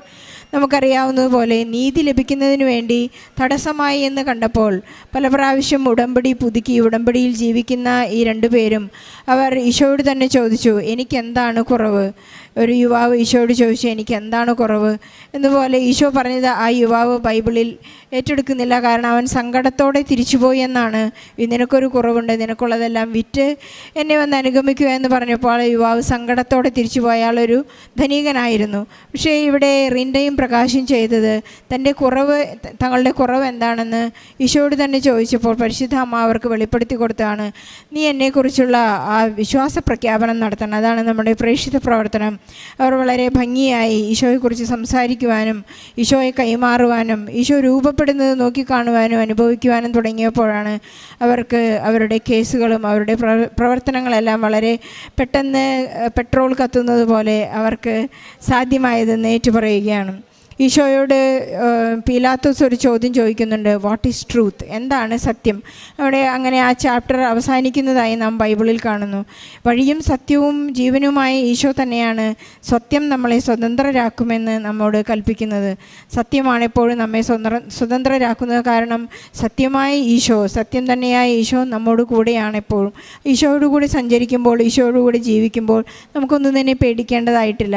റിൻഡ പറയുന്നു, ഞാൻ എപ്പോഴും ഇവിടെ നിന്നുള്ള ലഭിച്ചിട്ടുള്ള നേർച്ച വസ്തുക്കളാണ് എൻ്റെ വലിയ ആയുധമായി ഞാൻ കൊണ്ടുപോകാതെ എവിടേക്ക് കയറി ചെന്നാലും ഞാൻ ആദ്യം തന്നെ ഉടമ്പടി ഒപ്പിട്ട് വിശ്വാസ പ്രമാണത്തോടുകൂടി ചൊല്ലിക്കൊണ്ടാണ് ഞാൻ എപ്പോഴും ഈശോയെ സാക്ഷ്യപ്പെടുത്തിക്കൊണ്ടാണ് പരിശുദ്ധമ്മയുടെ മാധ്യസ്ഥത്തിലൂടെയാണ് എൻ്റെ എല്ലാ കാര്യങ്ങളും നടക്കുന്നത്. ഒരുപാട് ഉടമ്പടി പുതുക്കിയതുകൊണ്ടോ ഉടമ്പടി പേപ്പർ നാം എടുത്തു വെച്ചതുകൊണ്ടോ പ്രയോജനമില്ല എന്നാണ് റിൻഡയ്ക്ക് പറയാനുള്ളത്. കാരണം ഉടമ്പടി നാം ഈശോയോട് ചെയ്യുന്നത് അത് പ്രഖ്യാപിക്കുവാനും ജീവിക്കുവാനും അതിൻ്റെ വിശ്വാസ പ്രയോഗം നടത്തുവാനും വേണ്ടിയാണെന്ന് ഈ സാക്ഷ്യത്തിലൂടെ നമുക്ക് മനസ്സിലാക്കാം. റിൻഡയ്ക്കും കുടുംബത്തിനും ലഭിച്ച എല്ലാ അനുഗ്രഹങ്ങൾക്കും നന്ദി പറയുന്നതോടൊപ്പം നമ്മുടെ എല്ലാ ജീവിത പ്രശ്നങ്ങളെയും സങ്കടങ്ങളെയും തകർച്ചകളെയും ഒറ്റപ്പെടുത്തലുകളെയും എല്ലാം നമുക്ക് ഈ സാക്ഷ്യത്തോട് ചേർത്ത് വെച്ച് ഈശോയ്ക്കും പരിശുദ്ധ അമ്മയ്ക്കും നല്ല ഒരു കൈ. എൻ്റെ പേര് ജസ്റ്റിൻ തോമസ്, ഭാര്യ ആഷ്ന, മോൻ എയ്ഡൻ. ഞാനിത് 2ാം തവണയാണ് പരിശുദ്ധമ്മ നേരിട്ട് ജീവനോട് പ്രത്യക്ഷപ്പെട്ട സന്നിധിയിൽ സാക്ഷ്യം പറയുന്നത്. ഞാൻ ആദ്യമായി ഉടമ്പടി എടുത്തത് 2025 ജൂൺ മാസം 9-ാം തീയതിയാണ്. അതിനുശേഷം 2ാമത്തെ ഉടമ്പടി പുതുക്കിയപ്പോൾ മാതാവിനെ എടുക്കാൻ സാധിച്ചു. ഈ മാസം 11-ാം തീയതി വന്ന് 3ാമത്തെ ഉടമ്പടി പുതുക്കിയപ്പോഴും മാതാവിനെ എടുക്കാൻ സാധിച്ചു. എൻ്റെ ആദ്യത്തെ സാക്ഷ്യം എന്ന് പറഞ്ഞാൽ, ഞാൻ ഭാര്യയായിട്ട് ഇൻ്റർവ്യൂവിന് കൊണ്ടുപോയി തൃശ്ശൂർ ഇവിടെ GH ഹോസ്പിറ്റലിൽ. അന്ന് വളരെ അത്ഭുതകരമായിട്ട് മാതാവ്, സഞ്ചാരി മാതാവെന്ന് പറയുന്നത് എൻ്റെ ജീവിതത്തിൽ ആദ്യത്തെ അനുഭവമാണ്. അപ്പോൾ ഭാര്യയെ ഞാൻ കൊണ്ടുപോയപ്പോൾ ഒരുപാട് പേര് ഇൻ്റർവ്യൂവിന് വന്നിട്ടുണ്ട്. ഏറ്റവും അവസാനത്തിന് മുമ്പത്തെ ആളായിട്ടാണ് ഭാര്യ കയറി പോയത് ഇൻ്റർവ്യൂവിന്. അവിടെ നിന്ന് ഇറങ്ങിപ്പോകുന്നവരൊക്കെ ഞാൻ എങ്ങനെയുണ്ട് ഇൻ്റർവ്യൂ എന്ന് ചോദിച്ചു. അപ്പോൾ അവരൊക്കെ പറഞ്ഞ് കിട്ടത്തില്ല ചേട്ടാ, അവർ നമ്മളെടുക്കാൻ വേണ്ടിയിട്ട് ഇൻ്റർവ്യൂ നടത്തുന്നതല്ലെന്നാണ് പറഞ്ഞത്. ആദ്യമായിട്ട് ഹാപ്പി ആയിട്ട് എനിക്ക് കിട്ടി എന്നും പറഞ്ഞ് എന്നെ എടുത്തു എന്ന് പറഞ്ഞ് വന്നത് എൻ്റെ ഭാര്യ മാത്രമാണ്. അപ്പോൾ അങ്ങോട്ട് ആ ചേംബറിലേക്ക് പോകുന്നതിന് മുമ്പ് ഞാൻ ഉടമ്പടി തൈലം വിശ്വാസപ്രമാണം ചൊല്ലി നെറ്റിയിൽ അതുപോലെ തന്നെ ചുണ്ടിൽ ഞാൻ തൊട്ട് കൊടുത്തിട്ടാണ് വിട്ടത്. അതുപോലെ ഉടമ്പടി ഉപ്പ് ഞാൻ കയ്യിൽ കൊടുത്ത് വിട്ടു, നാവിൽ ഞാൻ തൊട്ട് കൊടുത്ത് വിട്ട ശേഷമാണ്. അപ്പോൾ അവിടെ നടന്ന കാര്യങ്ങൾ ഇപ്പോൾ ഭാര്യ തന്നെ നേരിട്ട് അവളുടെ അനുഭവം പറയുന്നതായിരിക്കും. എൻ്റെ പേര് ആഷ്ന, ഞാനൊരു നേഴ്സാണ്. കല്യാണമൊക്കെ കഴിഞ്ഞ് 8-9 വർഷത്തെ ഗ്യാപ്പായിരുന്നു. അപ്പോൾ എനിക്ക് ഹോസ്പിറ്റലുകളിലൊന്നും ജോലി ചെയ്യാൻ പറ്റുന്നുണ്ടായിരുന്നില്ല. അത് തന്നെയല്ല, ഹസ്ബൻഡ് 108 ആംബുലൻസിലെ നേഴ്സാണ്. അപ്പോൾ 24 hours ആൾക്ക് ഡ്യൂട്ടി. അപ്പം ഞങ്ങൾ 2 പേരും ഡ്യൂട്ടിക്ക് പോയി കഴിഞ്ഞാൽ മോനെ നോക്കാൻ ആരും ഉണ്ടാകത്തില്ല. അതുകൊണ്ട് എനിക്ക് ഒരു 10 തൊട്ട് 4 വരെയുള്ള ഒരു ജോലി കിട്ടണം എന്നുള്ളൊരാഗ്രഹം ഉണ്ടായിരുന്നു. അപ്പോൾ അതിനുവേണ്ടി ഞങ്ങൾ പ്രാർത്ഥിച്ചു. അങ്ങനെ അതിൻ്റെ ഫലമായിട്ട് MLSP എന്ന് പറയുന്നൊരു പോസ്റ്റാണ്. നമ്മൾ ഹോസ്പിറ്റലിൽ ചെയ്യുന്നതിൽ നിന്നും വളരെ വിപരീതമായിട്ടാണ് ഈ ജോലി എന്ന് പറയുന്നത്. എനിക്കതിനെക്കുറിച്ച് ഒന്നും അറിയത്തില്ലായിരുന്നു. എങ്കിൽ പോലും ആ സമയത്തിൻ്റെ 10 തൊട്ട് 4 വരെയുള്ള ജോലി ആയതുകൊണ്ട് എന്തായാലും ഇൻ്റർവ്യൂവിനൊക്കെ പോകാമെന്ന് വിചാരിച്ചു. എനിക്കാണെങ്കിൽ ഈ 9 വർഷത്തോളം ഗ്യാപ്പ് ഉള്ളത് കൊണ്ട് ഇൻ്റർവ്യൂ ഒക്കെ എങ്ങനെയാവും, എക്സാം എങ്ങനെയാവും, ഭയങ്കര ടെൻഷനായിരുന്നു. ഒന്നും പഠിച്ചൊന്നുമില്ല. പക്ഷേ മാതാവിനോട് പ്രാർത്ഥിച്ചു. ഉപ്പ് കുറച്ച് പോക്കറ്റിലൊക്കെ ഇട്ടുകൊണ്ടാണ് പോയത്. എൻ്റെ റിട്ടേൺ എക്സാമിന് 150 പേരോളം ഉണ്ടായിരുന്നു. റിട്ടേൺ എക്സാമിൽ കുറേ ക്വസ്റ്റ്യനൊക്കെ ഞാൻ പണ്ട് പഠിച്ചിട്ടുള്ളതാണ്. പക്ഷേ ഏകദേശം ഒരേപോലത്തെ ആൻസറൊക്കെ ആയിരുന്നതുകൊണ്ട് എനിക്ക് ആകെ കൺഫ്യൂഷനായിരുന്നു എന്താണ് ചെയ്യേണ്ടതെന്ന്. പിന്നെ എനിക്ക് തോന്നിയതിനൊക്കെ ഞാൻ ടിക്കറ്റിട്ട് പോന്നു. റിട്ടേൺ കഴിഞ്ഞപ്പോൾ ഞാൻ പറഞ്ഞു എനിക്കറിയത്തില്ല കിട്ടുമോ എന്നുള്ളത്. കാരണം ഇത്രയും ആൾക്കാരുണ്ട്, പിന്നെ എഴുതിയിരിക്കുന്ന ആൻസറൊക്കെ ശരിയാണോ എന്നും അറിയില്ല. എന്തായാലും മാതാവ് അനുഗ്രഹിച്ച് എനിക്ക് 36ാമത്തെ സ്ഥാനം കിട്ടി ആ റിട്ടേൺ എക്സാമിൽ. അങ്ങനെ ഇൻ്റർവ്യൂവിന് വിളിച്ചു. 1 മാസം കഴിഞ്ഞായിരുന്നു ഇൻ്റർവ്യൂ. അതിന് പോയപ്പോൾ എനിക്ക് അതിലും ടെൻഷനായിരുന്നു. കാരണം റിട്ടേൺ എക്സാമിന് നമുക്ക് എന്തെങ്കിലുമൊക്കെ പേപ്പറെ വരച്ച് വെച്ചാൽ മതി. ഇൻ്റർവ്യൂ എന്ന് പറയുമ്പോൾ ഒരു ഇൻ്റർവ്യൂ ബോർഡിൻ്റെ മുമ്പിൽ പോയി നിന്ന് ആൻസർ പറയുകയാണ്. അപ്പോൾ ഒന്നും അറിയാതെ എന്ത് ചെയ്യുമെന്നുള്ള ആകെ ടെൻഷനായിരുന്നു. അവിടെ ചെന്ന് കഴിഞ്ഞിട്ട് എന്ത് പഠിക്കണമെന്നൊന്നും എനിക്ക് വലിയ ഐഡിയ ഇല്ലായിരുന്നു. അവിടെ ചെന്ന് കഴിഞ്ഞ് ഞങ്ങൾക്കൊരു 52 പേരോളമായിരുന്നു അവർ ഇൻ്റർവ്യൂവിന് സെലക്ട് ചെയ്തിട്ടുണ്ടായിരുന്നത്. അതിൽ 36ാമത്തെ ആയിരുന്നു ഞാൻ. അപ്പോൾ ഈ ആദ്യം പോയവരൊക്കെ വന്നിട്ട് വരുമ്പോൾ ഞങ്ങൾ ചോദിക്കുന്നുണ്ട് എന്താ ചോദിച്ചത്. അപ്പോൾ അവർ കുറച്ച് ക്വസ്റ്റ്യനൊക്കെ പറഞ്ഞു. എന്നിട്ട് പറഞ്ഞു ഭയങ്കര ടഫാണ്, 2 സാറുമാരും ഒരു മേഡം ആണ് ഇരിക്കുന്നത്. ആ മേഡം ഭയങ്കര ഇതായിട്ട് ക്വസ്റ്റ്യൻ ചോദിക്കുന്നുണ്ട്, നമ്മളെ ഇട്ട് വലപ്പിക്കുവാണ്, ഒരു രക്ഷയില്ല എന്ന് പറഞ്ഞാട്ടാണ് എല്ലാവരും ഇറങ്ങിപ്പോകുന്നത്. അത് കണ്ടപ്പോൾ എനിക്ക് ഒന്നുകൂടെ പേടിയായി. കാരണം വന്നിരിക്കുന്ന മിക്ക പിള്ളേരും PSCക്കൊക്കെ പഠിച്ച് അത്യാവശ്യം നന്നായിട്ട് അറിവുള്ള കുട്ടികളായിരുന്നു.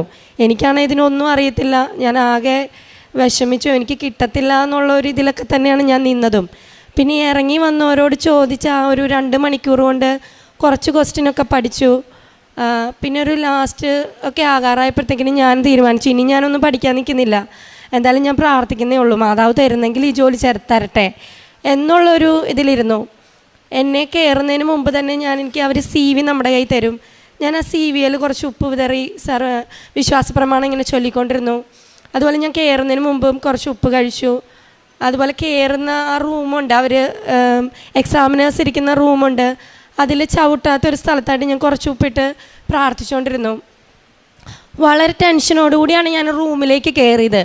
പക്ഷെ റൂമിൽ കയറി കഴിഞ്ഞപ്പം ഭയങ്കരമായിട്ട് എന്തോ ഒരു ആശ്വാസം പോലെ എനിക്ക് തോന്നി. ടെൻഷനെല്ലാം പെട്ടെന്ന് എന്നിൽ നിന്നങ്ങ് മാറിയ പോലെ എനിക്ക് തോന്നി. ഞാൻ കയറി ചെന്നപ്പോൾ തന്നെ അവരെല്ലാം ചിരിച്ചുകൊണ്ടിരിക്കുക. ഞാൻ വിഷ് ചെയ്തപ്പം വളരെ പണ്ട് തന്നെ പരിചയമുള്ള നമ്മുടെ ഫ്രണ്ട്സൊക്കെ സംസാരിക്കുന്നത് പോലെ അവരെന്നോട് സംസാരിക്കാൻ തുടങ്ങി. അപ്പം തന്നെ എനിക്ക് ഭയങ്കര ആശ്വാസം തോന്നി. വളരെ കാര്യമായിട്ടുള്ള രീതിയിൽ എന്തുകൊണ്ട് വിശേഷം. അപ്പം ഞാൻ പറഞ്ഞു സുഖമായിട്ടിരിക്കുന്നു, എത്ര വർഷമായിട്ട് വർക്ക് ചെയ്യുന്നു. ഞാൻ പറഞ്ഞു എനിക്ക് 9 വർഷമായിട്ട് ഗ്യാപ്പാണ്. അപ്പോൾ എല്ലാമൊക്കെ അറിയാമോ. ഞാൻ പറഞ്ഞു കുറച്ചൊക്കെ അറിയാം. കുറച്ചൊക്കെ അറിയത്തുള്ളോ എന്നുള്ള രീതിയിലൊക്കെ അവർ ചോദിക്കാൻ തുടങ്ങി. അപ്പം ഞാൻ പറഞ്ഞു കുറച്ചൊക്കെ അറിയാവുള്ളൂ എന്ന് പറഞ്ഞു. അപ്പോൾ ഒരു 2-3 ക്വസ്റ്റ്യൻ ചോദിച്ചു. അത് ഏകദേശം എനിക്ക് അറിയാവുന്നതായിരുന്നു. കാരണം നേരത്തെ ഉള്ള ആൾക്കാരോട് ചോദിച്ച് ആ ക്വസ്റ്റ്യനൊക്കെ ഞാൻ ചോദിച്ച് വെച്ചിരുന്നതുകൊണ്ട് ആ സെയിം ക്വസ്റ്റ്യൻ ആയിരുന്നുകൊണ്ട് എനിക്ക് അതൊക്കെ ഏകദേശം പറയാനൊത്തു. ഒരെണ്ണം ചോദിച്ചത് ഞാൻ കുറച്ച് പറഞ്ഞപ്പോൾ അവർ തന്നെ ബാക്കി എനിക്ക് പൂരിപ്പിച്ച് തന്നു ഇന്നതാണെന്ന് പറഞ്ഞിട്ട്. പിന്നെ അവർ ചോദിച്ച വീട്ടിൽ ആരുണ്ട്, ഹസ്ബൻഡ് എന്ത് ചെയ്യുന്നു. അപ്പോൾ ഞാൻ പറഞ്ഞു 108 ആംബുലൻസിലാണ് ആൾ വർക്ക് ചെയ്യുന്നത്. പിന്നെ അവർ ചോദിച്ച മുഴുവൻ അതിനെക്കുറിച്ചായിരുന്നു. അപ്പോൾ എനിക്ക് ആൾ വന്ന കാര്യങ്ങൾ വീട്ടിൽ ആംബുലൻസിനെ കുറിച്ചും ആൾക്കാരെയൊക്കെ കൊണ്ടുപോകുന്നതും അതിൻ്റെ പ്രവർത്തനങ്ങളും ഒക്കെ പറയുന്നതുകൊണ്ട് എനിക്ക് അതെല്ലാം കാണാപ്പാടെ വരുന്ന എല്ലാ കാര്യങ്ങളും. അപ്പോൾ ഞാനതൊക്കെ വിവരിച്ചപ്പോൾ അവർ വളരെ ഇൻട്രസ്റ്റോടെ കേൾക്കുകയും അതിനെക്കുറിച്ചുള്ള ക്വസ്റ്റ്യൻസ് ആയി. പിന്നെ അപ്പോൾ എന്നോട് ചോദിച്ചു, നീ പോകുന്ന മേഖലയിൽ ഒരു പേഷ്യൻറ്റിന് വയ്യാതെ വന്നാൽ നീ ഇതുപോലെ 108 ആംബുലൻസ് വിളിച്ച് വിടുകയൊക്കെ ചെയ്യുമോ? ഞാൻ പറഞ്ഞു ഉറപ്പായിട്ടും ഞാൻ ചെയ്യും. അങ്ങനെയാണെങ്കിൽ നിനക്ക് ഈ ജോലി കിട്ടിയാൽ നീ ചെയ്യുമോ? ഞാൻ പറഞ്ഞു ഉറപ്പായിട്ടും ചെയ്യുമെന്ന് പറഞ്ഞു. അങ്ങനെയാണെങ്കിൽ ഓക്കെ എന്ന് പറഞ്ഞു. അങ്ങനെ എൻ്റെ ഇൻ്റർവ്യൂ സെക്ഷൻ അവസാനിച്ചു. ഞാൻ വളരെ ഫ്രീ ആയിട്ട് ഇറങ്ങിപ്പോന്നു. ഞാൻ പുറത്ത് വന്നപ്പോൾ അവിടെ ഇരുന്ന എല്ലാവരോടും ബാക്കിയുള്ള എല്ലാവരോടും ഞാൻ പറഞ്ഞു, വളരെ നല്ല ഇൻ്റർവ്യൂ ആയിരുന്നു കേട്ടോ. എനിക്ക് തോന്നുന്നു ഞാൻ മാത്രമാണ് അങ്ങനെ എല്ലാവരോടും പറഞ്ഞിട്ട് വന്നത്. ബാക്കി ഇറങ്ങി എല്ലാവരും വളരെ ടെൻഷനിലായിരുന്നു പോയത്. ഭയങ്കര പാടായിരുന്നു എന്ന് പറഞ്ഞിട്ട് ഞാൻ ഇറങ്ങിയപ്പോൾ തന്നെ എല്ലാവരോടും പറഞ്ഞു വളരെ നല്ല ഇൻ്റർവ്യൂ ആയിരുന്നു, വലിയ ടഫായിട്ടൊന്നും ചോദിക്കുന്നില്ല, നമുക്കറിയാവുന്നതൊക്കെ അവർ ചോദിക്കുന്നു എന്നുള്ളൂ എന്നൊക്കെ പറഞ്ഞു പോന്നു. അങ്ങനെ ഒരു മാസം കഴിഞ്ഞപ്പോൾ എനിക്ക് അപ്പോയിൻമെൻ്റ് ലെറ്റർ വന്നു. അതിൽ എനിക്ക് ആദ്യം വന്നത് ഒരു ദൂരെ സ്ഥലത്തേക്കായിരുന്നു. അപ്പോൾ ഞാൻ അവരോട് പറഞ്ഞു എനിക്ക് ഇച്ചിരി ദൂരെ കൂടുതലാണ് പോകാനായിട്ട്. അപ്പോൾ അവർ പറഞ്ഞു ഓക്കെ എന്ന് പറഞ്ഞു വെച്ചു. പിന്നെ കുറച്ച് ദിവസം കഴിഞ്ഞ് വീണ്ടും വിളിച്ചു. എനിക്ക് അടുത്തുള്ള ഒരു സ്ഥലം തന്നെ അപ്പോയിൻമെൻറ്റ് കിട്ടി, വരവൂരെന്ന് പറയുന്നത്. അവിടെ ഞാൻ സ്റ്റാഫായിട്ട് ജോയിൻ ചെയ്തു. അതിൽ എനിക്ക് പറയാനുള്ളത്, എനിക്ക് ഈ ജോലി കിട്ടിയത് തന്നെ, എൻ്റെ ഈ ജോലി തന്നെ ഒരു കാരുണ്യ പ്രവൃത്തിയായിട്ട് എനിക്ക് ചെയ്യാൻ പറ്റുന്ന ഒരു ജോലിയാണ് മാതാവ് തന്നത്. അതായത് എനിക്ക് ചെയ്യേണ്ട ഒരു ഇതെന്ന് പറഞ്ഞാൽ പ്രയോറിറ്റി വിസിറ്റ് എന്ന് പറയുന്നൊരിതാണ്. അതായത് നമുക്ക് വീടുകളിൽ പോയിട്ട് രോഗികളായിരിക്കുന്നവരെയും പ്രായമായവരെയും കണ്ട് അവരുടെ BP ഷുഗറൊക്കെ എടുക്കുക, അവരുടെ സുഖവിവരങ്ങൾ അന്വേഷിക്കുക, അതൊക്കെയാണ് എൻ്റെ ജോലി. അപ്പോൾ എനിക്ക് തോന്നി ഇത് മാതാവ് എനിക്കായിട്ട് കനിഞ്ഞു തന്നൊരു ഇതാണ്. കാരണം ഹസ്ബൻഡ് മിക്കവാറും കാരുണ്യ പ്രവൃത്തിയുടെ ഭാഗമായിട്ട് പീസ് ഹോമിലൊക്കെ പോകാറുണ്ട്. ഞങ്ങൾ 3 കൂടെയാണ് പോവാറ്. പലപ്പോഴും സാധിക്കാറില്ല എനിക്ക് പോകാൻ. അപ്പോൾ ഈ ജോലി മാതാവായിട്ട് കനിഞ്ഞു തന്നതാണ്, കാരുണ്യ പ്രവൃത്തി ചെയ്യാൻ. അപ്പോൾ എന്നും എനിക്ക് കാരുണ്യ പ്രവൃത്തി ചെയ്യാൻ സാധിക്കുന്നുണ്ട് എൻ്റെ ഈ ജോലിയിലൂടെ. എന്നും വയസ്സായ അമ്മമാരെ കാണാനും അപ്പന്മാരെ കാണാനും എല്ലാവരുടെയും സുഖവിവരങ്ങളൊക്കെ അന്വേഷിക്കാനും ഒക്കെ എനിക്ക് സാധിക്കുന്നുണ്ട്. അപ്പോൾ അമ്മ ഇന്ന് തന്ന ഈ വലിയ അനുഗ്രഹത്തിന് ഞാൻ ഒരുപാട് നന്ദി പറയുന്നു. അതുപോലെ മോൻ്റെ സ്കൂൾ ടൈം കഴിയുമ്പോൾ തന്നെ എനിക്കും വീട്ടിലെത്താൻ സാധിക്കുന്നുണ്ട്. അവനെ സ്കൂളിൽ വിട്ടിട്ട് ജോലിക്ക് പോകാനും അവൻ വരുന്ന കൂടെ എനിക്ക് വരാനും സാധിക്കുന്നുണ്ട്. ഇത്രയൊക്കെ അനുഗ്രഹം തന്ന മാതാവിന് 1000, ഈശോയ്ക്കും 1000 നന്ദി പറയുന്നു. യേശുവെ നന്ദി, യേശുവെ സ്തുതി. ഈ മാസം ഞാൻ ഉടമ്പടി പുതുക്കാനായി 3ാമത്തെ തവണ ഉടമ്പടി പുതുക്കാനായിട്ട് വരുന്നതിന് മുമ്പ് ഈ മാസം 2-ാം തീയതി, ഞാൻ 11-ാം തീയതിയാണ് 3ാമത് ഉടമ്പടി പുതുക്കാൻ വന്നത്. ഉറക്കക്കുറവുള്ളതുകൊണ്ട് കുറച്ച് മറവിയും കാര്യങ്ങളൊക്കെ ഉണ്ട്. അപ്പോൾ അന്ന് ഞാൻ ഡ്യൂട്ടി കഴിഞ്ഞ് ഇറങ്ങിയിട്ട് എനിക്ക് വീട്ടിലേക്ക് പോകാൻ പറ്റാത്തൊരവസ്ഥയായിരുന്നു. ശരിക്കും പറഞ്ഞാൽ നമ്മൾ ഇക്ഷ ഇണ്ണ വരയ്ക്കുമെന്ന് പറയുന്നൊരവസ്ഥ. ബെഡിലേക്ക് കയറാനും ബെഡിൽ നിന്ന് ഇറങ്ങാനും എനിക്ക് പറ്റാത്ത അവസ്ഥ. ലാസ്റ്റ് ഞാൻ വീട്ടിൽ ഒരു ബെൽറ്റ് വാങ്ങിച്ച് വെച്ചിട്ടുണ്ട്, നമ്മൾ നടുവിന് കെട്ടുന്ന ബെൽറ്റ്. അത് വാങ്ങിച്ച് അത് ഇട്ടതിന് ശേഷമാണ് ഞാൻ എങ്ങോട്ടെങ്കിലും പോകാൻ പോകുന്നത്. നമ്മുടെ വീട്ടിൽ നിന്ന് വടക്കാഞ്ചേരി സെൻറ്റ് ഫ്രാൻസിസ് സേവിയർ ഫൊറോന ഇടവകയാണ് ഞങ്ങളുടെ. 250 മീറ്ററേ ഉള്ളൂ വീട്ടിൽ നിന്ന് പള്ളിയിലേക്ക് പോകാൻ. അപ്പോൾ ഞങ്ങൾ താമസിക്കുന്നത് ഫസ്റ്റ് ഫ്ലോറിലായതുകൊണ്ട് അവിടുന്ന് ഒരു സ്റ്റെപ്പ് പോലും ഇറങ്ങാൻ പറ്റും, എനിക്ക് പള്ളിയിൽ പോലും പോകാൻ പറ്റാത്തൊരവസ്ഥയായിരുന്നു. പക്ഷേ ഞാൻ ഉടമ്പടി പുതുക്കാനായിട്ട് 3ാമത്തെ ഉടമ്പടി പുതുക്കാനായിട്ട് ഇവിടെ വന്നത് ബെൽറ്റ് കെട്ടിക്കൊണ്ടാണ്. ഈ ഉപ്പ് കഴിക്കുക, തേൻ, അതുപോലെ തന്നെ ഉടമ്പടി തൈലം നടുവിനെ പുരട്ടി വിശ്വാസപ്രമാണം ചെല്ലുക. ഞാനിവിടെ വളരെ ബുദ്ധിമുട്ടിയാണ് വന്നത്. എന്നിട്ട് ഞാനിവിടെ നിന്ന് തിരിച്ചു പോകുന്ന എൻ്റെ ബെൽറ്റ് അഴിച്ച് ബാഗിൽ വെച്ചുകൊണ്ടാണ്.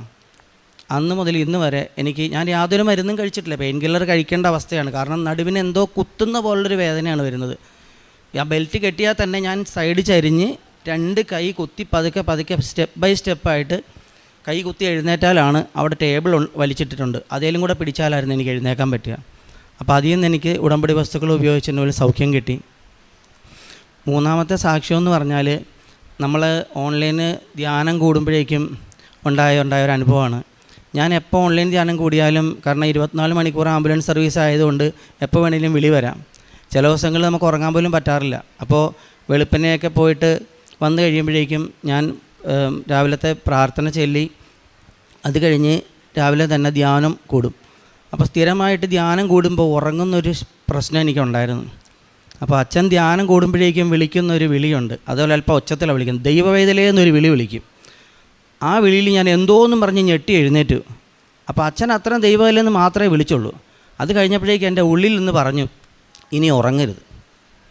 അന്നതിന് ശേഷം മുതൽ പിന്നെ എത്ര ഓൺലൈൻ ധ്യാനം കൂടിയാലും ഉറക്കമെന്ന് പറയുന്നത് എനിക്ക് ഈ നിമിഷം വരെ ഉണ്ടായിട്ടില്ല. ഇന്ന് രാവിലെയും കൂടെ ഞാൻ ധ്യാനം കൂടിക്കൊണ്ടാണ് ട്രെയിനിൽ പോകുന്നത്. 4ാമത്തെ സാക്ഷ്യം എന്ന് പറഞ്ഞാൽ, അന്ന് ഉടമ്പടി പുതുക്കാൻ വേണ്ടിയിട്ട് ഈ മാസം 11-ാം തീയതി 5 മണിക്ക് അലാറം വെച്ചു. അപ്പോൾ വടക്കാഞ്ചേരിയിൽ നിന്ന് രാവിലെ 6:15 6:30 ട്രെയിനിനാണ്, ആലപ്പുഴ വരെയുള്ള ട്രെയിനിനാണ് ഞാൻ വരുന്നത്. അന്ന് 6 മണിയായിട്ടും ഞാൻ എഴുന്നേറ്റിട്ടില്ല. അപ്പോൾ എന്നെ തട്ടി എഴുന്നേപ്പിച്ചു, എഴുന്നേക്ക് നിനക്കിന്ന് പോകണ്ടേ എന്ന് ചോദിച്ചു. എവിടേക്കാണ് പോകേണ്ടതെന്നൊന്നും അറിയില്ല, ഞാൻ ചാടി എഴുന്നേറ്റു. അത് കഴിഞ്ഞപ്പോഴേക്കുമാണ് ഞാൻ ബാഗെല്ലാം തലേദിവസം റെഡിയാക്കി വെച്ചേക്കുന്നത്. ഞാനിനി വിളിച്ചത് എനിക്ക് പരിചയമില്ലാത്ത ഒരാളാണ്, ഒരു സാരി ഉടുത്ത ആൾ. എൻ്റെ ഭാര്യ സാരി ഉടുക്കാറില്ല. അന്ന് ഞാനും വൈഫും മോനും മാത്രമേ വീട്ടിലുള്ളൂ, ഞങ്ങൾ 3 പേരും അവിടെ താമസിക്കുന്നത്. അപ്പം ഞാൻ ഇവളോട് ചോദിച്ചു, എന്നെ വിളിച്ചായിരുന്നോ? ഇല്ല. നിങ്ങൾ പോകാൻ നേരത്ത് വിളിക്കാമെന്നല്ലേ പറഞ്ഞത്, ഡോറടയ്ക്കാൻ? ഇല്ല.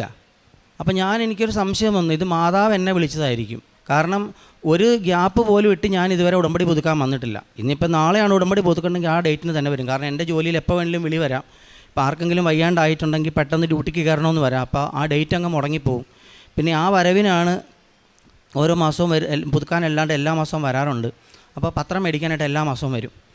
അപ്പോൾ അന്ന് വന്നപ്പോൾ എനിക്ക് ഈ അനുഭവം ഉണ്ടായി.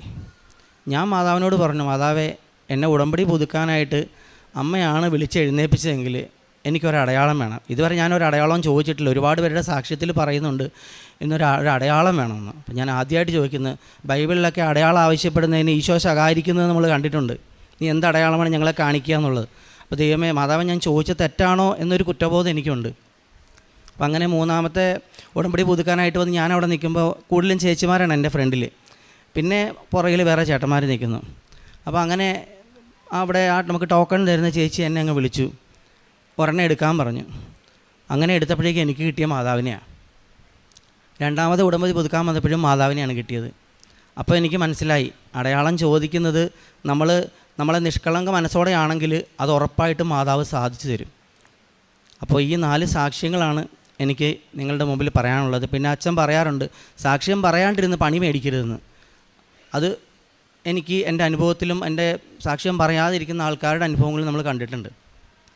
അപ്പോൾ ഈ 4 സാക്ഷ്യങ്ങളാണ് എനിക്ക് മാതാവ് പ്രത്യക്ഷപ്പെട്ട ഈ സന്നിധിയിൽ പറയാനുള്ളത്. പിന്നെ കാരുണ്യ പ്രവൃത്തികളെന്ന് പറയുമ്പോൾ ഞാൻ അവിടെ saint Paul peace home, John Paul peace home, അങ്ങനെ ഒരു സ്ഥാപനമുണ്ട് വടക്കാഞ്ചേരി അടുത്തായിട്ട്. അപ്പോൾ അവിടെ വയ്യാത്ത ചേട്ടന്മാർ അതുപോലെ അമ്മച്ചിമാരുണ്ട്. അപ്പോൾ എല്ലാ മാസവും കൊടുക്കാൻ പറ്റിയില്ലെങ്കിലും നമുക്കിപ്പോൾ ഞങ്ങൾ 3 പേര് മാത്രം ഉള്ളതുകൊണ്ട് സ്വന്തമായിട്ട് വീടില്ല, ഞങ്ങൾ വാടകയ്ക്കാണ് താമസിക്കുന്നത്. അപ്പോൾ BPLൻ്റെ കാർഡ് കിട്ടും. 10 കിലോ അരി ഉണ്ടെങ്കിൽ ഞങ്ങൾക്ക് 2 മാസം ഓടും. അപ്പോൾ അവിടെ നിന്ന് കിട്ടുന്ന അരി, അതുപോലെ തന്നെ നമുക്ക് അവിടെ നിന്ന് കിട്ടുന്ന സാധനങ്ങളെല്ലാം ഞാൻ കൊണ്ടുപോയി കൊടുക്കും. പിന്നെ ആണെങ്കിൽ അവിടുത്തെ വയ്യാത്ത ചേട്ടന്മാരെ കുളിപ്പിക്കാൻ പോകാറുണ്ട്. എപ്പോഴും പോകാൻ സാധിക്കാറില്ല. പിന്നെ ഏകദേശം അവിടെ കുർബാന തീരുമ്പോഴാണെന്നുണ്ടെങ്കിൽ അവരെ പള്ളിയിൽ നിന്ന് തിരിച്ച് അവരുടെ ബെഡിലേക്ക് കൊണ്ടുപോകാനായിട്ട്, അതുപോലെ അവർക്ക് വയ്യാത്ത വളർച്ചയില്ലാത്ത മക്കളൊക്കെ ഉണ്ട്. അപ്പോൾ അവർക്ക് ഭക്ഷണം കൊടുക്കാനും അവരുടെ ബൈബിൾ വായിച്ചു കൊടുക്കാനും പോകാറുണ്ട്. പിന്നെ ഇവിടെ നിന്നുള്ള പത്രം ഞാൻ കൊണ്ടുപോയി നടന്നാണ് കൊടുക്കാറ്. അവിടെ എവിടെ പോയാലും വണ്ടിയിൽ പോയി കൊടുക്കുന്ന ശീലമില്ല. ചിലരൊക്കെ ഇപ്പോൾ സ്ഥിരമായിട്ട് കൊടുക്കുന്നതുകൊണ്ട് എന്തേ ഈ വഴിക്ക് വരാതിരുന്നേ, പത്രം വായിക്കാത്തത് കൊണ്ട് കിട്ടാത്തത് കൊണ്ട് ഞങ്ങൾക്കൊരു സുഖമില്ല. നിങ്ങൾ വന്ന് മാതാവിനെക്കുറിച്ച് സംസാരിക്കുമ്പോൾ ഞങ്ങളുടെ വീട്ടിലൊരുപാട് അനുഭവങ്ങളുണ്ടായി. അപ്പോൾ അങ്ങനെ ഒരുപാട് കാര്യങ്ങൾ പറയാറുണ്ട്. പിന്നെ അതുപോലെ ഞാൻ കേൾക്കുന്ന സാക്ഷ്യങ്ങളെല്ലാം ഷെയർ ചെയ്യാറുണ്ട്.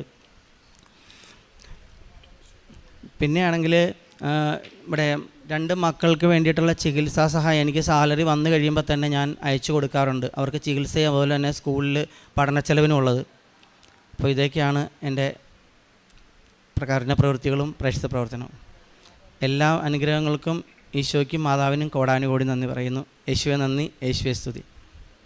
സുഭാഷിതങ്ങൾ 16 1 മുതൽ 3 വരെ.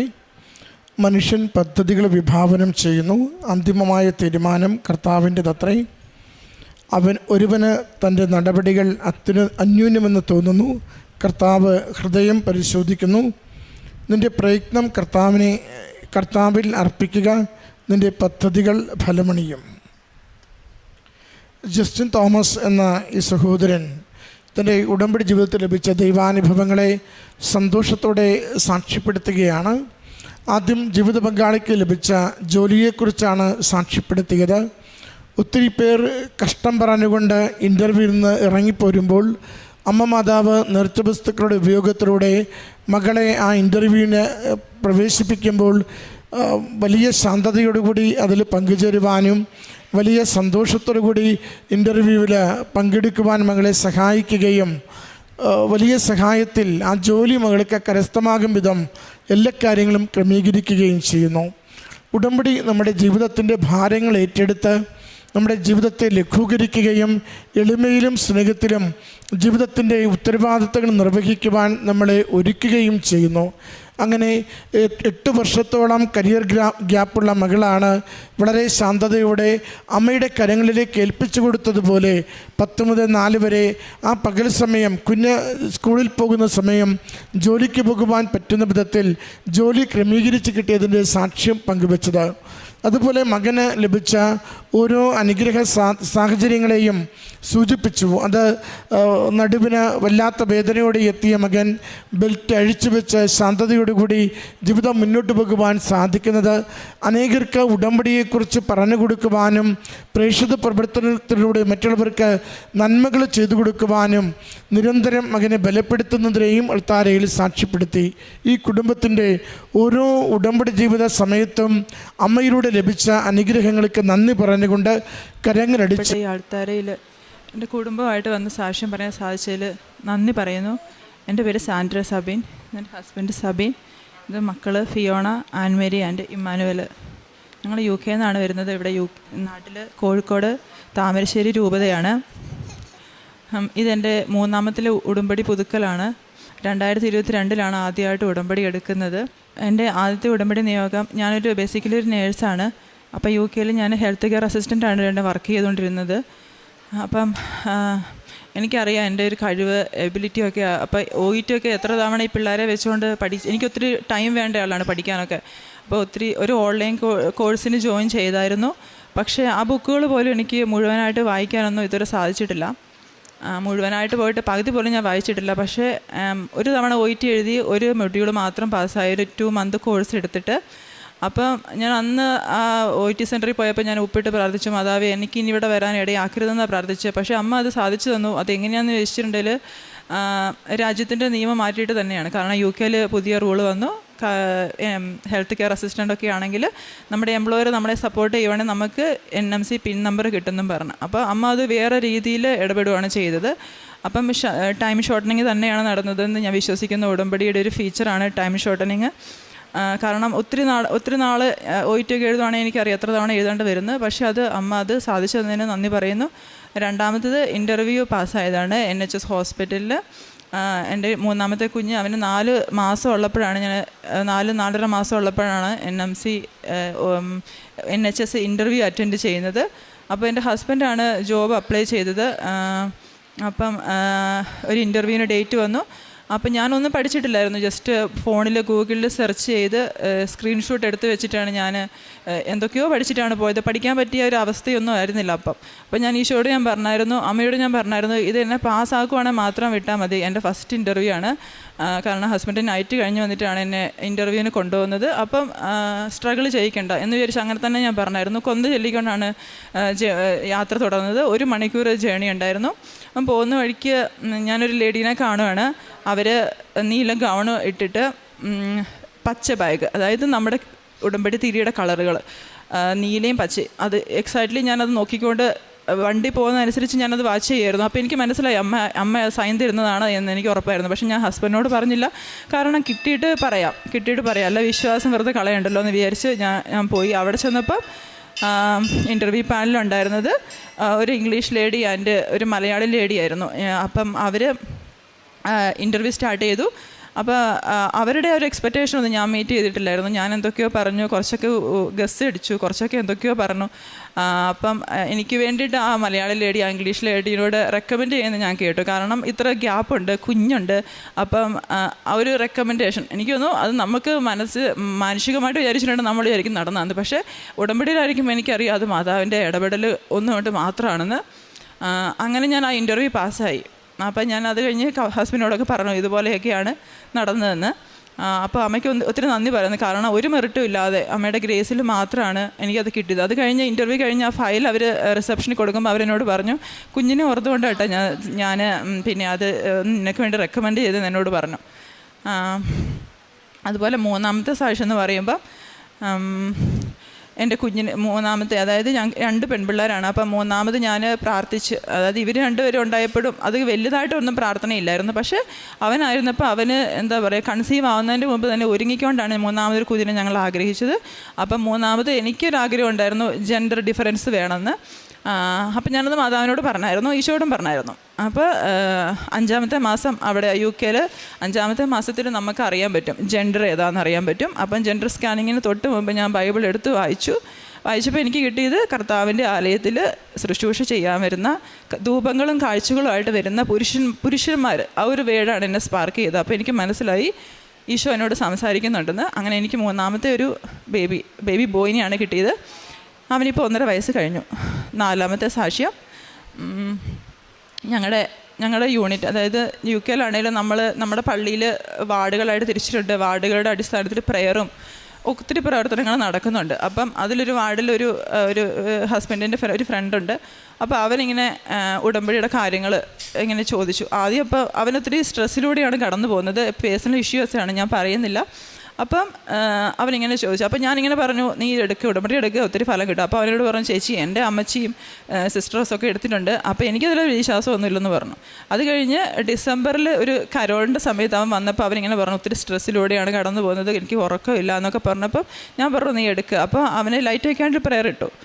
അത് കഴിഞ്ഞ് ശേഷം ഒരു ദിവസം അവൻ ഹസ്ബൻഡിനെ വിളിച്ചിട്ട് പറഞ്ഞു, എനിക്ക് ചേച്ചി ഞാൻ വീട്ടിലേക്ക് വരട്ടെ, എനിക്കൊന്ന് ഓൺലൈൻ ഉടമ്പടി എടുക്കണം എന്ന് പറഞ്ഞു. അപ്പോൾ അതൊരു ഈവനിങ് ആയിരുന്നു. അപ്പോൾ ഹസ്ബൻഡ് അന്ന് നൈറ്റ് ഡ്യൂട്ടി ഉണ്ട്, പിള്ളേരുടെ കാര്യമൊക്കെ നോക്കണം, എന്നിട്ട് വേണം ഞങ്ങൾക്ക് ഫാമിലി പ്രയർ കുടുംബ പ്രാർത്ഥന ചൊല്ലിയിട്ട് വേണം ഹസ്ബൻഡ് ഡ്യൂട്ടിക്ക് പോകാൻ.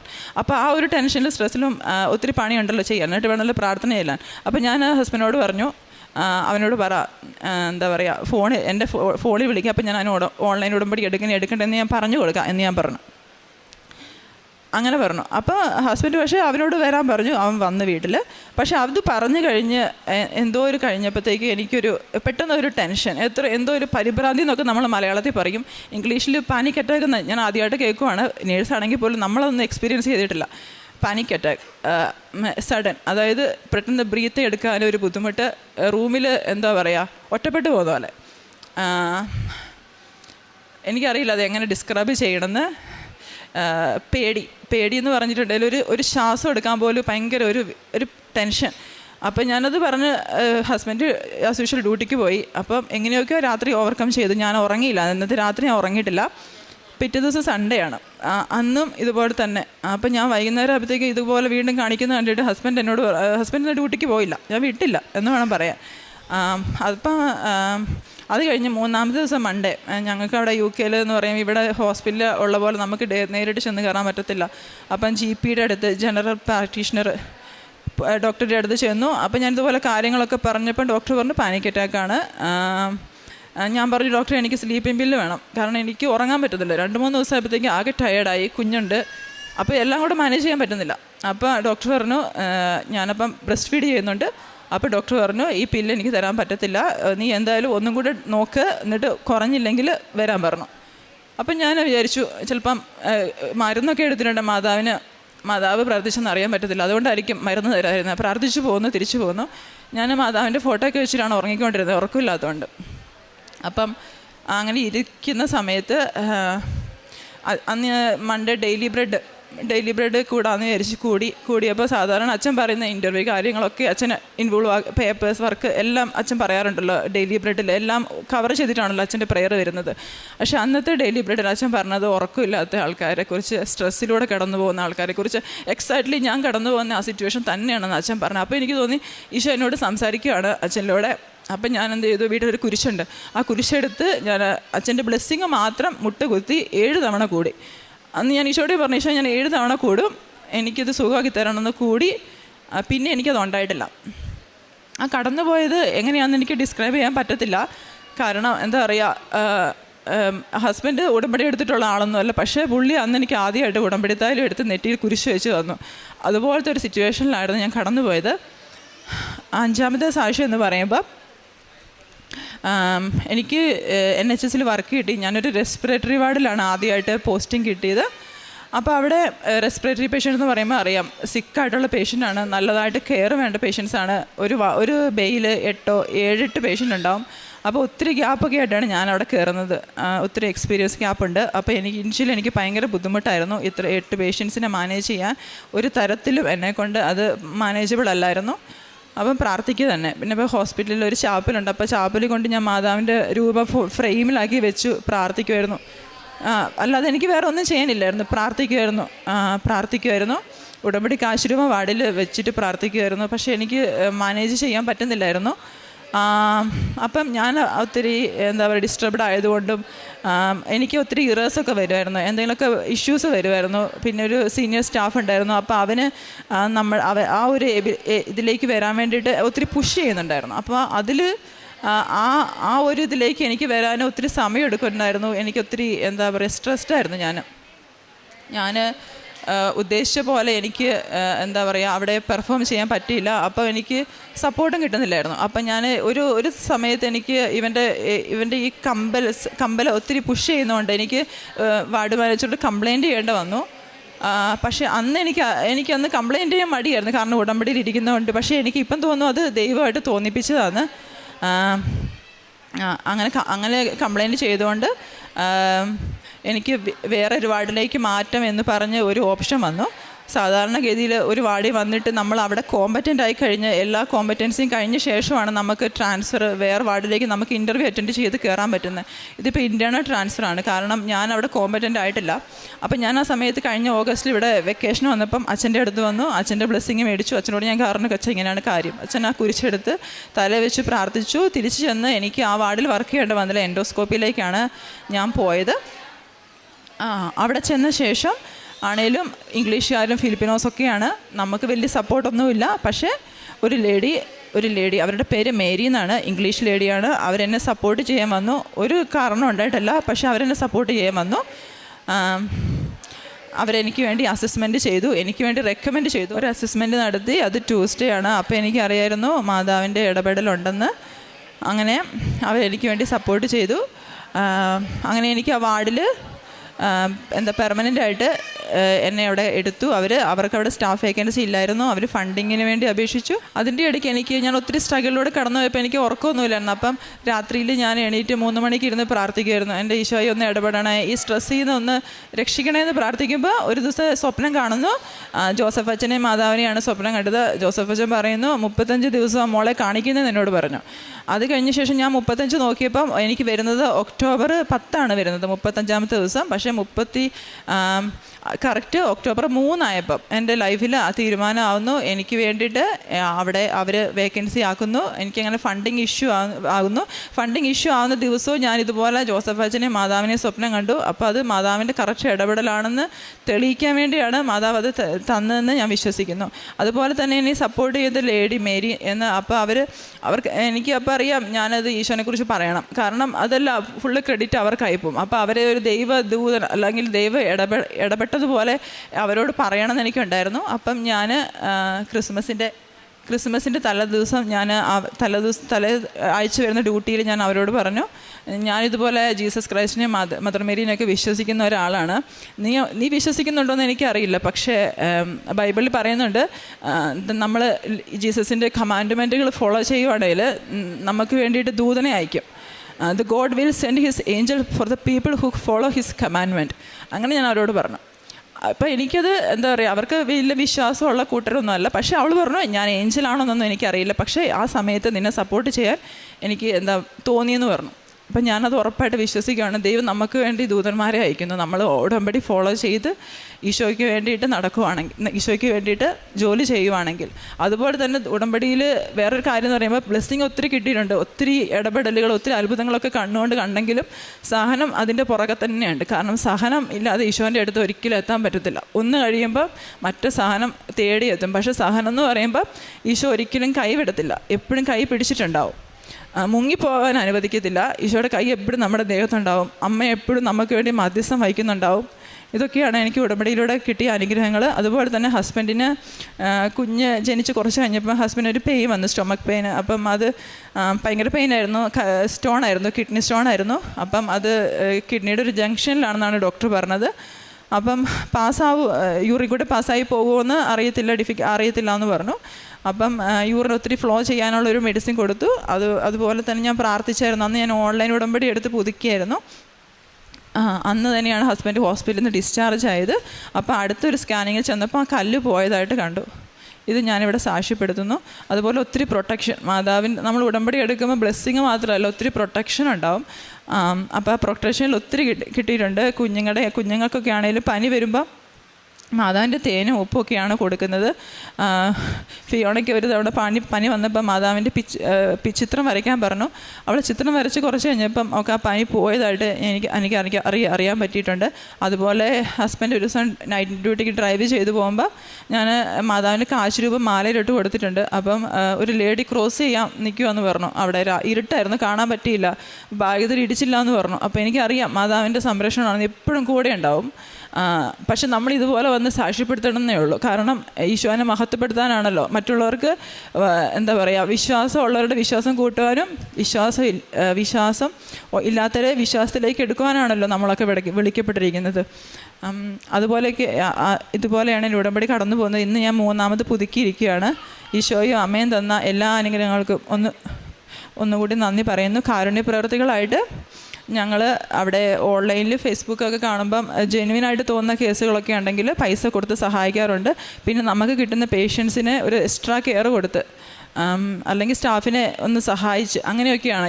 ഈശോയോടുള്ള സ്നേഹത്തെ പ്രതി, അല്ലാതെ സ്വന്തം കഴിവുകൊണ്ടല്ല, ഈശോയോടുള്ള സ്നേഹത്തെ പ്രതി തന്നെ നമുക്ക് സഹനം എടുത്താണ്ടെങ്കിൽ ചിലപ്പോൾ മടുത്തിരിക്കുമായിരിക്കും, ടയേർഡായിരിക്കും, എന്നേ പോലും സഹായിക്കാൻ പോവാറുണ്ട്. അതൊക്കെയാണ് കാരുണ്യ പ്രവൃത്തി. പ്രേക്ഷിത പ്രവർത്തനം. പത്രം നാട്ടിൽ വരുമ്പോൾ പത്രം വാങ്ങിച്ച് ഇംഗ്ലീഷിൽ അവിടെ ചർച്ചിൽ പോയിട്ട് ഇംഗ്ലീഷുകാർക്ക് പറഞ്ഞു കൊടുക്കാറുണ്ട്. പിന്നെ ആത്മീയ ജീവിതം പള്ളിയിൽ പറ്റുമ്പോഴൊക്കെ ഞങ്ങൾക്ക് അവിടെ എന്നും വിശുദ്ധ കുർബാനയുണ്ട്. മലയാളത്തിൽ തന്നെ വിശുദ്ധ കുർബാനയുണ്ട്. അപ്പം പറ്റുന്ന ദിവസമൊക്കെ പള്ളിയിൽ പോകാറുണ്ട്. മാസത്തിൽ ഒന്നെങ്കിലും കുമ്പസാരിക്കാറുണ്ട്. ബൈബിള് അരമണിക്കൂർ ചില ദിവസം പറ്റത്തില്ല, പക്ഷെ വായിക്കാറുണ്ട്. പ്രാർത്ഥന, ജപമാല അങ്ങനെയൊക്കെ നടക്കുന്നു. പരിശുദ്ധി അമ്മയും ഈശോയും ചെയ്തു തന്ന എല്ലാ അനുഗ്രഹങ്ങൾക്കും അമ്മയ്ക്കും എൻ്റെ ഈശോയ്ക്കും ഒത്തിരി നന്ദി പറഞ്ഞുകൊണ്ട് നിർത്തുന്നു. നിൻ്റെ ദൈവവും കർത്താവുമായ ഞാൻ നിന്നെ വലതുകൈ പിടിച്ചിരിക്കുന്നു. ഞാനാണ് പറയുന്നത്, ഭയപ്പെടേണ്ട, ഞാൻ നിന്നെ സഹായിക്കും. യെശയ്യാ പ്രവാചകൻ്റെ പുസ്തകത്തിൽ നിന്ന് 41-ാം അധ്യായം 13-ാം വചനമാണ്. നമ്മെ കൈപിടിച്ചിരിക്കുന്ന ഒരു ദൈവമുണ്ട് നമ്മുടെ കൂടെ. ഭയപ്പെടാതിരിക്കാൻ. ജീവിതത്തിൽ നമ്മൾ പലപ്പോഴും ആശങ്കയും രോഗവും ഭയവും സാമ്പത്തിക പ്രശ്നങ്ങളും ഒക്കെ ആയിട്ട് ബന്ധങ്ങളിൽ, കുടുംബ പ്രശ്നങ്ങളിൽ ഇവയെല്ലാം നേരിടുമ്പോൾ ഒറ്റപ്പെട്ടതായിട്ട് തോന്നുന്ന അനുഭവങ്ങളുണ്ടാവാം. പക്ഷെങ്കിൽ ഉടമ്പടി എടുക്കുന്ന മക്കളുടെ ജീവിതത്തിൽ നാം ഒരിക്കലും ഒറ്റയ്ക്കല്ല. ഞാൻ നിന്നോടൊപ്പം ഉണ്ട് എന്നാണ് കർത്താവ് പറയുന്നത്. ജോലി നഷ്ടപ്പെട്ടായാലും, ജോലി ചെയ്യുന്ന സ്ഥലങ്ങളിലുള്ള ബുദ്ധിമുട്ടായാലും ദൈവമുണ്ട് നമ്മെ കൈപിടിച്ച് മുന്നോട്ട് നയിക്കാൻ. രോഗാവസ്ഥയിൽ നമ്മെ കൈവിടാത്ത ദൈവം. ആരും മനസ്സിലാകുന്നില്ല എന്ന് തോന്നുന്ന അവസരങ്ങളിൽ ദൈവം അടുത്താണ് എന്ന് തോന്നുന്ന ഒരു ഫീലിംഗാണ് ഉടമ്പടി മക്കൾക്കുള്ളത്. ഉടമ്പടിയിൽ ദൈവത്തോടൊപ്പമുള്ള ഒരു ബന്ധമാണ് നാം ഉറപ്പിക്കുന്നത്. നമ്മുടെ കൈ പിടിച്ചിരിക്കുന്ന ദൈവം ആ കൈ വിട്ടുപോകാതെ നമുക്കായി മാധ്യസ്ഥം വഹിക്കുന്ന കൃപാസനം അമ്മയാണ് നമ്മുടെ കൂടെയുള്ളത്. വിട്ടുപോകാത്ത ദൈവത്തിൻ്റെയും കൈപിടിച്ച് താങ്ങി നിർത്തുന്ന സംരക്ഷിക്കുന്ന പരിശുദ്ധ അമ്മയുടെയും പ്രത്യക്ഷീകരണത്തിൻ്റെ ഒരു സാക്ഷ്യമാണ് സാന്ദ്ര സബിൻ നമ്മളോട് പങ്കുവച്ചത്. ഈ മകൾ പറഞ്ഞതുപോലെ ആദ്യമായിട്ട് ഉടമ്പടി എടുത്ത ശേഷം നിയമം പോലും മാറ്റിയാണ് NMC പിൻകോഡ് ഈ മകൾക്ക് കിട്ടിയത്. പിന്നീടുണ്ടായിരുന്ന ഇൻ്റർവ്യൂ ആയിരുന്നു. അവിടെ പോയപ്പോഴും ഇൻ്റർവ്യൂ പാനൽ മാതാവിൻ്റെ ഇടപെടൽ, മാതാവിൻ്റെ സാന്നിധ്യമാണ് ഈ മകൾക്ക് മനസ്സിലായത്. അതായത് ബ്ലൂവും ഗ്രീനും ഉള്ള ഒരു ഗാർമെൻ്റ് ഇട്ട ഒരു സ്ത്രീയായിരുന്നു അവിടെ ഉണ്ടായിരുന്നത്. ആ സ്ത്രീയുടെ സാന്നിധ്യം ഈ മകൾക്ക് നല്ല സപ്പോർട്ടായിരുന്നു. ഒത്തിരി റെക്കമെൻഡ് ചെയ്തു ഈ മകൾക്ക് വേണ്ടിയിട്ട്. കാരണം മെറിറ്റ് വൈസിൽ 6 വർഷത്തെ ഗ്യാപ്പുണ്ട്, ജോലി കിട്ടാൻ സാധ്യത കുറവാണ്. എങ്കിലും ഉടമ്പടിയിൽ നിയോഗമായി സമർപ്പിച്ചതിൻ്റെ ഫലമായിട്ട് പരിശുദ്ധ അമ്മയുടെ സാന്നിധ്യം അവിടെ അനുഭവിക്കുകയും മെറിറ്റ് ഇല്ലാത്ത സ്ഥലത്ത് മെറിറ്റ് നൽകി ഈ മകൾക്ക് നല്ലൊരു രജിസ്റ്റേർഡ് നേഴ്സ് ജോബ് നൽകി ഈശോയും അമ്മയും അനുഗ്രഹിക്കുകയാണ് ചെയ്തത്. ഇവിടെയും not by merit but by grace എന്നാണ്. മകൾക്കുള്ള നമുക്ക് ഏത് ആവശ്യത്തിലും മെറിറ്റില്ലെങ്കിലും ഈശോയുടെയും അമ്മയുടെയും കൃപയുണ്ടെങ്കിൽ നമുക്ക് എന്ത് കാര്യവും സാധിച്ചു നൽകുന്ന ഒരു വലിയ പദ്ധതിയാണ് ഉടമ്പടി. അതുകൊണ്ടാണ് പലപ്പോഴും നാം പറയുന്നത് ഉടമ്പടി മക്കൾക്കൊന്നും ഭയപ്പെടേണ്ട ആവശ്യമില്ല. നമ്മളെ കാത്തു പരിപാലിക്കുന്ന, നമ്മുടെ വലതു കൈ പിടിച്ച് മുന്നോട്ട് നയിക്കുന്ന ഒരു ദൈവമാണ് കൂടെയുണ്ട്. അതുകൊണ്ട് ഭയപ്പെടേണ്ട, ഞാൻ നിന്നെ സഹായിക്കുമെന്നാണ് കർത്താവ് പറഞ്ഞത്. അതുപോലെ തന്നെയാണ് ഈ മകളൊന്ന് പ്രാർത്ഥിച്ചത് ഒരു മകന് വേണ്ടിയിട്ട്, ഒരു ബേബി ബോയ്. അതും ഈശോയും അമ്മയും ഈ മകളോട് ചേർന്ന് നിന്ന് ഓരോ പ്രാവശ്യവും ഓരോ പ്രാർത്ഥന ചെല്ലുമ്പോഴെല്ലാം ഈശോയും അമ്മയും കൂടെ നിൽക്കുന്ന ഒരു ഫീലിംഗ് ഉണ്ടായിരുന്നു, അമ്മ എൻ്റെ കൂടെയുണ്ടെന്നുള്ളത്. അതുപോലെ തന്നെ വചനം തുറന്ന് വായിച്ചപ്പോഴും അങ്ങനെയുള്ളൊരു വചനമാണ് ഈ മകൾക്കൊരു ഉറപ്പ് നൽകിയത്. ഇൻ്റർവ്യൂവിന് പോയപ്പോൾ അമ്മയുടെ സാന്നിധ്യവും ഒരു മകന് വേണ്ടി പ്രാർത്ഥിച്ചപ്പോൾ വചനത്തിലൂടെ ഈ മകൾക്ക് ഒരു സാന്ത്വനവുമാണ് ലഭിച്ചത്. പിന്നീട് ജോലിയിലുണ്ടായിരുന്ന ഡിഫിക്കൽട്ടീസ് ആയിരുന്നു. അവിടെ ഇപ്പോഴത്തെ ഒരു മോഡേൺ വേൾഡിൽ പ്രൊഫിഷ്യൻസിയും എഫിഷ്യൻസിയും ഒക്കെ നോക്കുന്ന ഒരു ലോകമാണ്.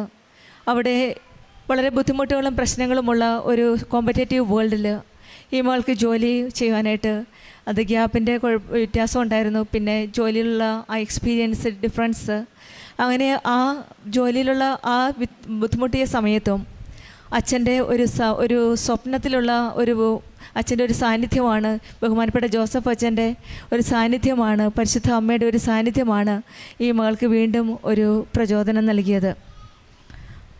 പിന്നെയും ഈ മകൾ പറഞ്ഞത് മേരി എന്നൊരു സ്ത്രീയാണ്. അവിടെ ഒരു അസസ്മെൻറ്റ് ചോദിച്ചപ്പോൾ ജോബ് അസസ്മെൻറ്റിൻ്റെ കാര്യത്തിൽ പോയപ്പോഴും നമുക്കറിയാം ഇപ്പോഴത്തെ കാലത്തെല്ലാം ജോബ് അസസ്മെൻ്റ് ഉണ്ട്. അങ്ങനെ അസസ്മെൻറ്റ് ചെയ്തപ്പോഴും മേരി എന്നുള്ളൊരു സ്ത്രീയുടെ ഒരു ഇടപെടൽ ഈ മകളുടെ ജീവിതത്തിൽ വലിയൊരു സപ്പോർട്ടായിരുന്നു, നല്ലൊരു റെക്കമെൻഡാണ് ചെയ്തത്.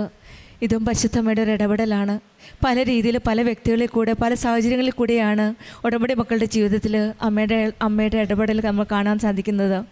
അങ്ങനെ ഇവിടെയും ഈ ജോബ് ഡിഫിക്കൽട്ടായിരുന്ന സമയത്തും അമ്മ അവിടെ ഇടപെട്ട് ആ കാര്യങ്ങളെല്ലാം അസസ്മെൻറ്റ് ചെയ്തപ്പോഴും എല്ലാം ഭംഗിയായിട്ട് തന്നെ എല്ലാ രീതിയിലും നല്ല പോസിറ്റീവ് റിപ്പോർട്ട് നൽകി ഈ മോളെ അനുഗ്രഹിക്കുകയും ചെയ്തത്.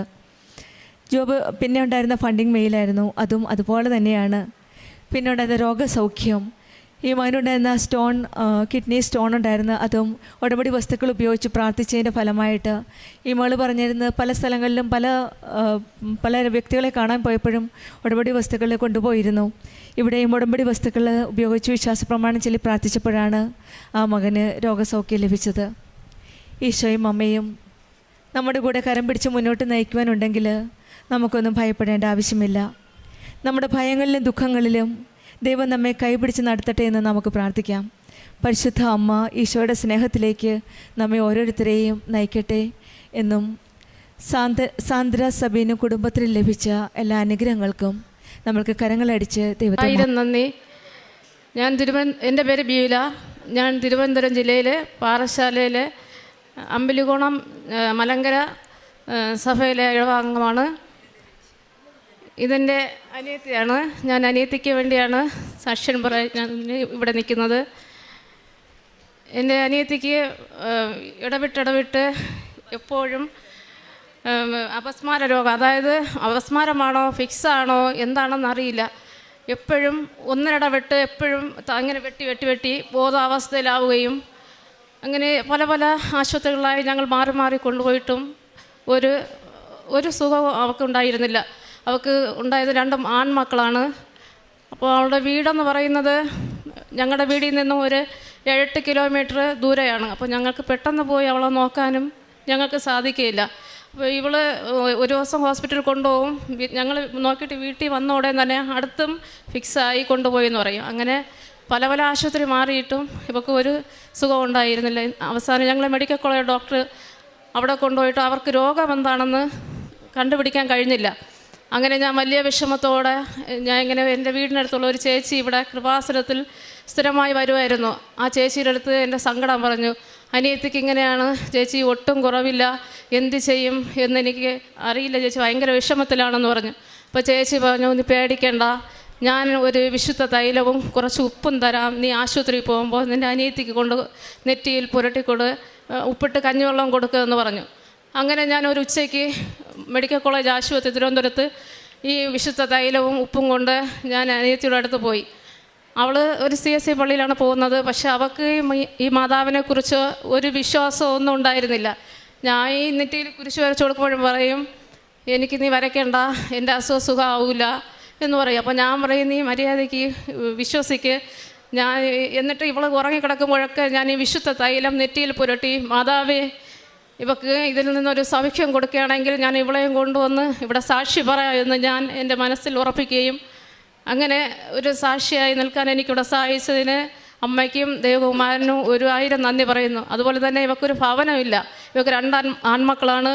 നേരെ 2 പിള്ളേർക്കും കിടന്നുറങ്ങാൻ ഒരു സ്ഥലമില്ല. ഞങ്ങൾക്കൊക്കെ നല്ല വീടുണ്ട്. ഇപ്പോൾ ഇവക്ക് വീടില്ല. ഇവളെ വീട്ടിൽ പോയിട്ട് വരുമ്പോൾ ഞാൻ നല്ല വിഷമത്തിലാണ്. മാതാവേ ഇവക്ക് ഒരു വീട്, നല്ലൊരു വീട്, അതും ഞങ്ങളുടെ വീടിനടുത്താണെങ്കിൽ ഇവക്ക് ഇങ്ങനെയൊക്കെയുള്ള പ്രയാസങ്ങളുണ്ടല്ലോ, ഞങ്ങളുടെ വീടിനടുത്താണെങ്കിൽ ഏറ്റവും നല്ലത് മാതാവേ ഒരു വീട് ഇവക്ക് അനുഗ്രഹിച്ച് കൊടുക്കണേ എന്ന് പ്രാർത്ഥിച്ചു. അങ്ങനെ ഇവളെ കൊണ്ട് ഞങ്ങൾ ആദ്യമായി ഇവിടെ കഴിഞ്ഞ വർഷം 7-ാം മാസം ഇവിടെ ഞങ്ങൾ ഉടമ്പടിക്ക് എടുക്കാൻ വേണ്ടി വന്നു. ഞാനും അനിയത്തിയും ഉടമ്പടി എടുത്തിട്ടുണ്ടായിരുന്നു. അപ്പോൾ ആ ഉടമ്പടിയിൽ ഞങ്ങൾ നിയോഗം വെച്ചു. ആദ്യത്തെ നിയോഗം എന്ന് പറയുന്നത് ഇവിടെ അസുഖത്തിൻ്റെ കാര്യമാണ്. രണ്ടാമത്തെ നിയോഗം എന്ന് പറയുന്നത് ഇവക്കൊരു ഭവനം ദൈവം കൊടുക്കണേ എന്നാണ് ഞാൻ നിയോഗം വച്ചിരുന്നത്. അങ്ങനെ ഞാൻ നിയോഗത്തിൽ പ്രാർത്ഥിച്ചു. അതിൻ്റെ ഫലമായി എൻ്റെ അമ്മയുടെ വീടിനടുത്ത്, എൻ്റെ കുടുംബ വീടിനടുത്ത് ഒരു നല്ല വീടും 9 സെൻറ്റ് വസ്തുവും വിൽപ്പനയ്ക്ക് ഇട്ടിട്ടുണ്ടായിരുന്നു.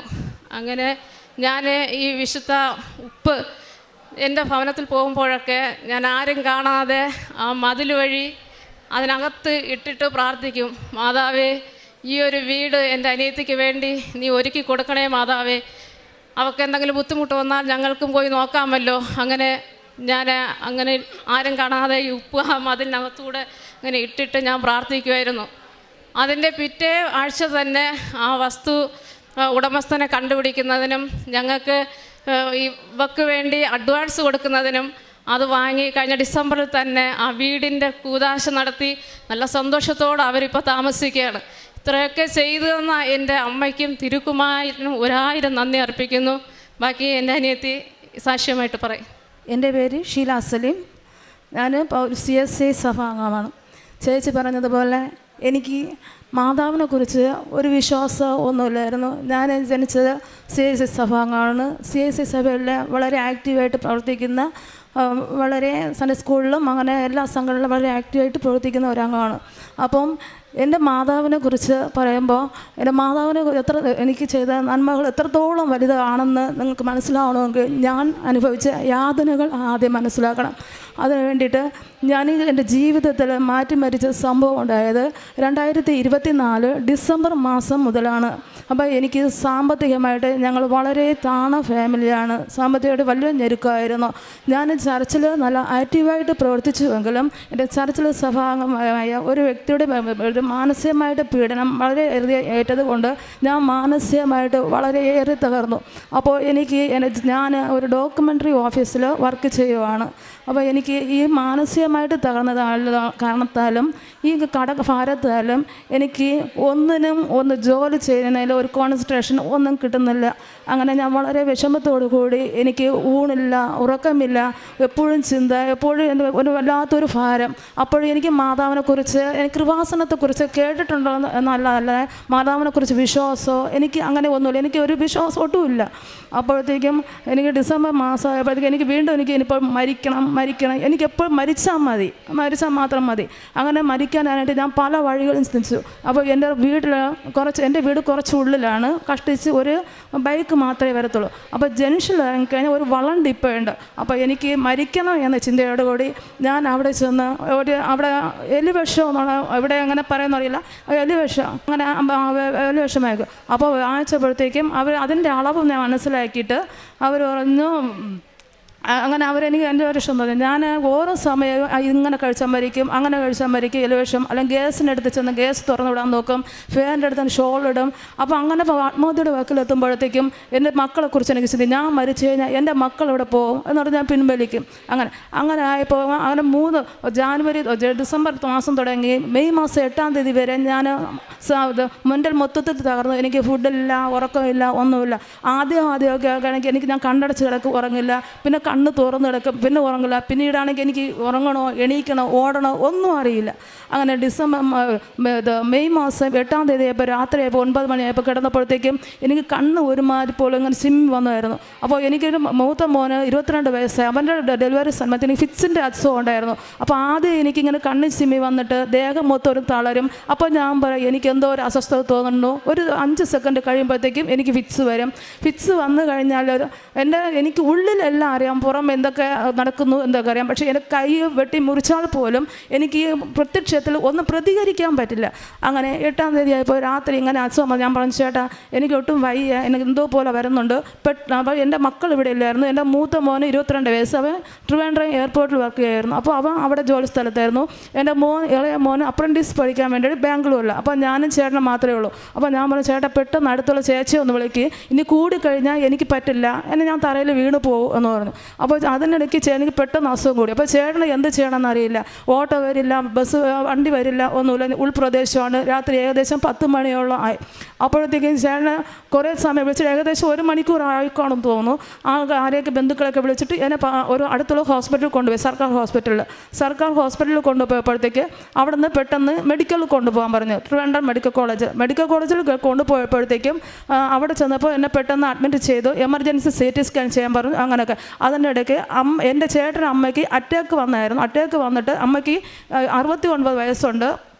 അപ്പോൾ അമ്മയ്ക്ക് ഷുഗറും BP കാരണം ആൻജിയോപ്ലാസ്റ്റി ചെയ്യാൻ പറഞ്ഞിരുന്നു. ഇത് അസുഖം ഉള്ളത് കാരണം ഞങ്ങൾ ചെയ്തില്ല. ചേട്ടൻ്റെ പെങ്ങളുടെ വീട്ടിലാണ് നിൽക്കുന്നത്. അപ്പോൾ അമ്മയ്ക്ക് എന്തെങ്കിലും അസുഖം വരുമ്പോൾ ചേട്ടൻ്റെ പെങ്ങൾ എന്നെ വിളിക്കും. ഞങ്ങൾ പോയി അമ്മയെ കൊണ്ട് ഹോസ്പിറ്റലിൽ കൊണ്ടുപോകാനാണ് പറയുക. അപ്പോൾ എന്നെ മെഡിക്കൽ കൊണ്ടുപോകാൻ സമയത്ത് തന്നെ അമ്മയ്ക്ക് ഇങ്ങനെ അസുഖം വരികയും ചേട്ടൻ്റെ പെങ്ങൾ എന്നെ വിളിച്ചു. എൻ്റെ ഫോണ് എൻ്റെ അസുഖം കാരണം ഞാൻ എന്നെ ഹോസ്പിറ്റലിൽ കൊണ്ടുപോയി വീട്ടിലായിരുന്നു. അപ്പോൾ ചേട്ടൻ പറഞ്ഞു, നിങ്ങൾ മെഡിക്കലിലിട്ട് വാ, ഞാൻ ഷീലയ്ക്ക് സുഖമല്ല, ഞങ്ങൾ മെഡിക്കൽ കോളേജിലുണ്ട്, നിങ്ങൾ വാന്ന് പറഞ്ഞു. അങ്ങനെ എന്നെ CT സ്കാനും ചെയ്ത് എക്സ്റേ അങ്ങനെ എന്തൊക്കെ എടുത്തിട്ട് വാർഡിലേക്ക് അഡ്മിറ്റ് ആകാൻ വേണ്ടിയിട്ട് അഡ്മിഷൻ ബുക്ക് വാങ്ങിച്ച് അവിടെ കൊണ്ടുവന്നപ്പോഴത്തേക്കും ചേട്ടൻ്റെ ചേട്ടൻ്റെ പെങ്ങളും മോനും കൂടെ ആംബുലൻസിൽ അവിടെ കൊണ്ടുവന്നു. പക്ഷേ അപ്പോഴത്തേക്കും അമ്മ അവിടെ നിന്ന് മരിച്ചിരുന്നു. അപ്പം ഡോക്ടർ പറഞ്ഞു, ചേട്ടൻ പറഞ്ഞു അമ്മയുടെ കാര്യങ്ങൾ ചെയ്യാനായിട്ട് ആരുമില്ല. ചേട്ടൻ്റെ അച്ഛനാണെങ്കിൽ ഒരു കടരോഗിയ, അനുജൻ മരിച്ചു പോയിട്ട്, ചേട്ടൻ്റെ അളിജനാണെങ്കിൽ ഗൾഫിലാണ്. അപ്പോൾ വേറെ ആരുമില്ല, അമ്മയുടെ അടക്ക ശുശ്രൂഷ ചെയ്യാൻ അങ്ങനെ ആരുമില്ല.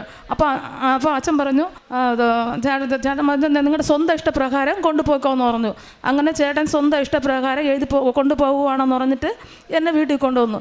എന്നിട്ട് 1 മാസത്തോളം എനിക്ക് ദിവസം അങ്ങനെ അസുഖം വരും. അടുത്ത ഹോസ്പിറ്റലിൽ കൊണ്ടുപോകും. അടുത്തുള്ള ഹോസ്പിറ്റലിൽ കൊണ്ടുപോകുമ്പോൾ BP കുറയും, ഷുഗർ കുറയും, അങ്ങനെയൊക്കെ ആയിരുന്നു.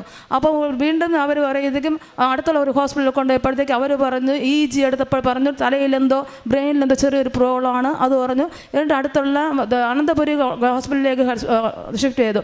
അവിടെ പോയപ്പോഴത്തേക്കും അവിടെ നിന്ന് മരുന്ന് തന്നു. അവിടെ നല്ല ഫേമസ് ഡോക്ടർ. അപ്പോൾ അവിടെ നിന്ന് തന്നപ്പോഴത്തേക്കും അന്ന് രാത്രിയും വീണ്ടും വന്നു.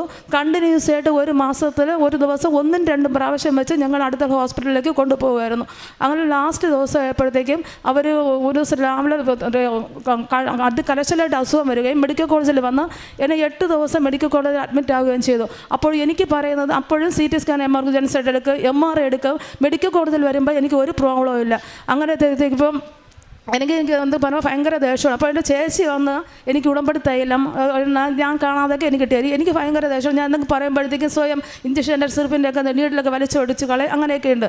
അപ്പോൾ അവർക്ക് അവിടെ നിന്നിട്ട് ഇത് ടെസ്റ്റൊക്കെ ചെയ്തപ്പോൾ എല്ലാം നോർമലായപ്പോൾ അവർ പറഞ്ഞു, ശരി ഇവർക്ക് ഒന്നുമില്ല, നിങ്ങൾ അടുത്ത കാര്യം ചെയ്യും, അടുത്ത ആഴ്ച വന്ന് നിങ്ങൾ അവിടെ സൂപ്പർ സ്പെഷ്യാലിറ്റി ന്യൂറോ കൺസൾട്ട് ചെയ്യാൻ പറഞ്ഞു. അങ്ങനെ ഞങ്ങൾ ന്യൂറോ കൺസൾട്ട് ചെയ്യാൻ പോയപ്പോഴത്തേക്ക് അവർക്ക് നോക്കിയപ്പോഴത്തേക്ക് ഫിക്സിൻ്റെ അല്ല, പക്ഷേ നേരത്തെ ഫിക്സൊക്കെ വരുമ്പോൾ ഫിക്സിൻ്റെ ഫിറ്റ്സിൻ്റെ രൂപത്തിൽ. പക്ഷേ ഇപ്പോൾ ഫിറ്റ്സ് വരുമ്പോഴത്തേക്കും തല മാത്രമേ വെട്ടുന്നുള്ളൂ. പിന്നെ തൊണ്ടയിൽ നിന്ന് ശ്വാസം കിട്ടാത്തൊരവസ്ഥ, വല്ലാത്ത അമറൽ ശബ്ദം, ഫിറ്റ്സിൻ്റെ ലക്ഷണം ഒന്നുമല്ല. അപ്പോൾ ഡോക്ടർ പറഞ്ഞു വീഡിയോ എടുത്ത് കാണിക്കാൻ. മെയിൻ ഡോക്ടർ ജൂനിയേഴ്സിൻ്റെ അടുത്ത് പറഞ്ഞു. അവരടുത്ത് കൗൺസിലിംഗ് പ്രകാരമായിട്ട് അവർ പറഞ്ഞു ഈ കൊച്ചിന് ഫിറ്റ്സ് അല്ല, ഇത് മാനസികമായിട്ട് വന്ന ഒരു മെൻ്റൽ ഡിപ്രഷൻ കൊണ്ട് വന്നതാണ്, ഇത് സൈക്കാട്രിസ്റ്റ് പ്രോബ്ലമാണ്, അതുകൊണ്ട് സൈക്കാട്രിസ്റ്റ് ഡോക്ടറെ കൺസൾട്ട് ചെയ്യണമെന്ന് പറഞ്ഞു.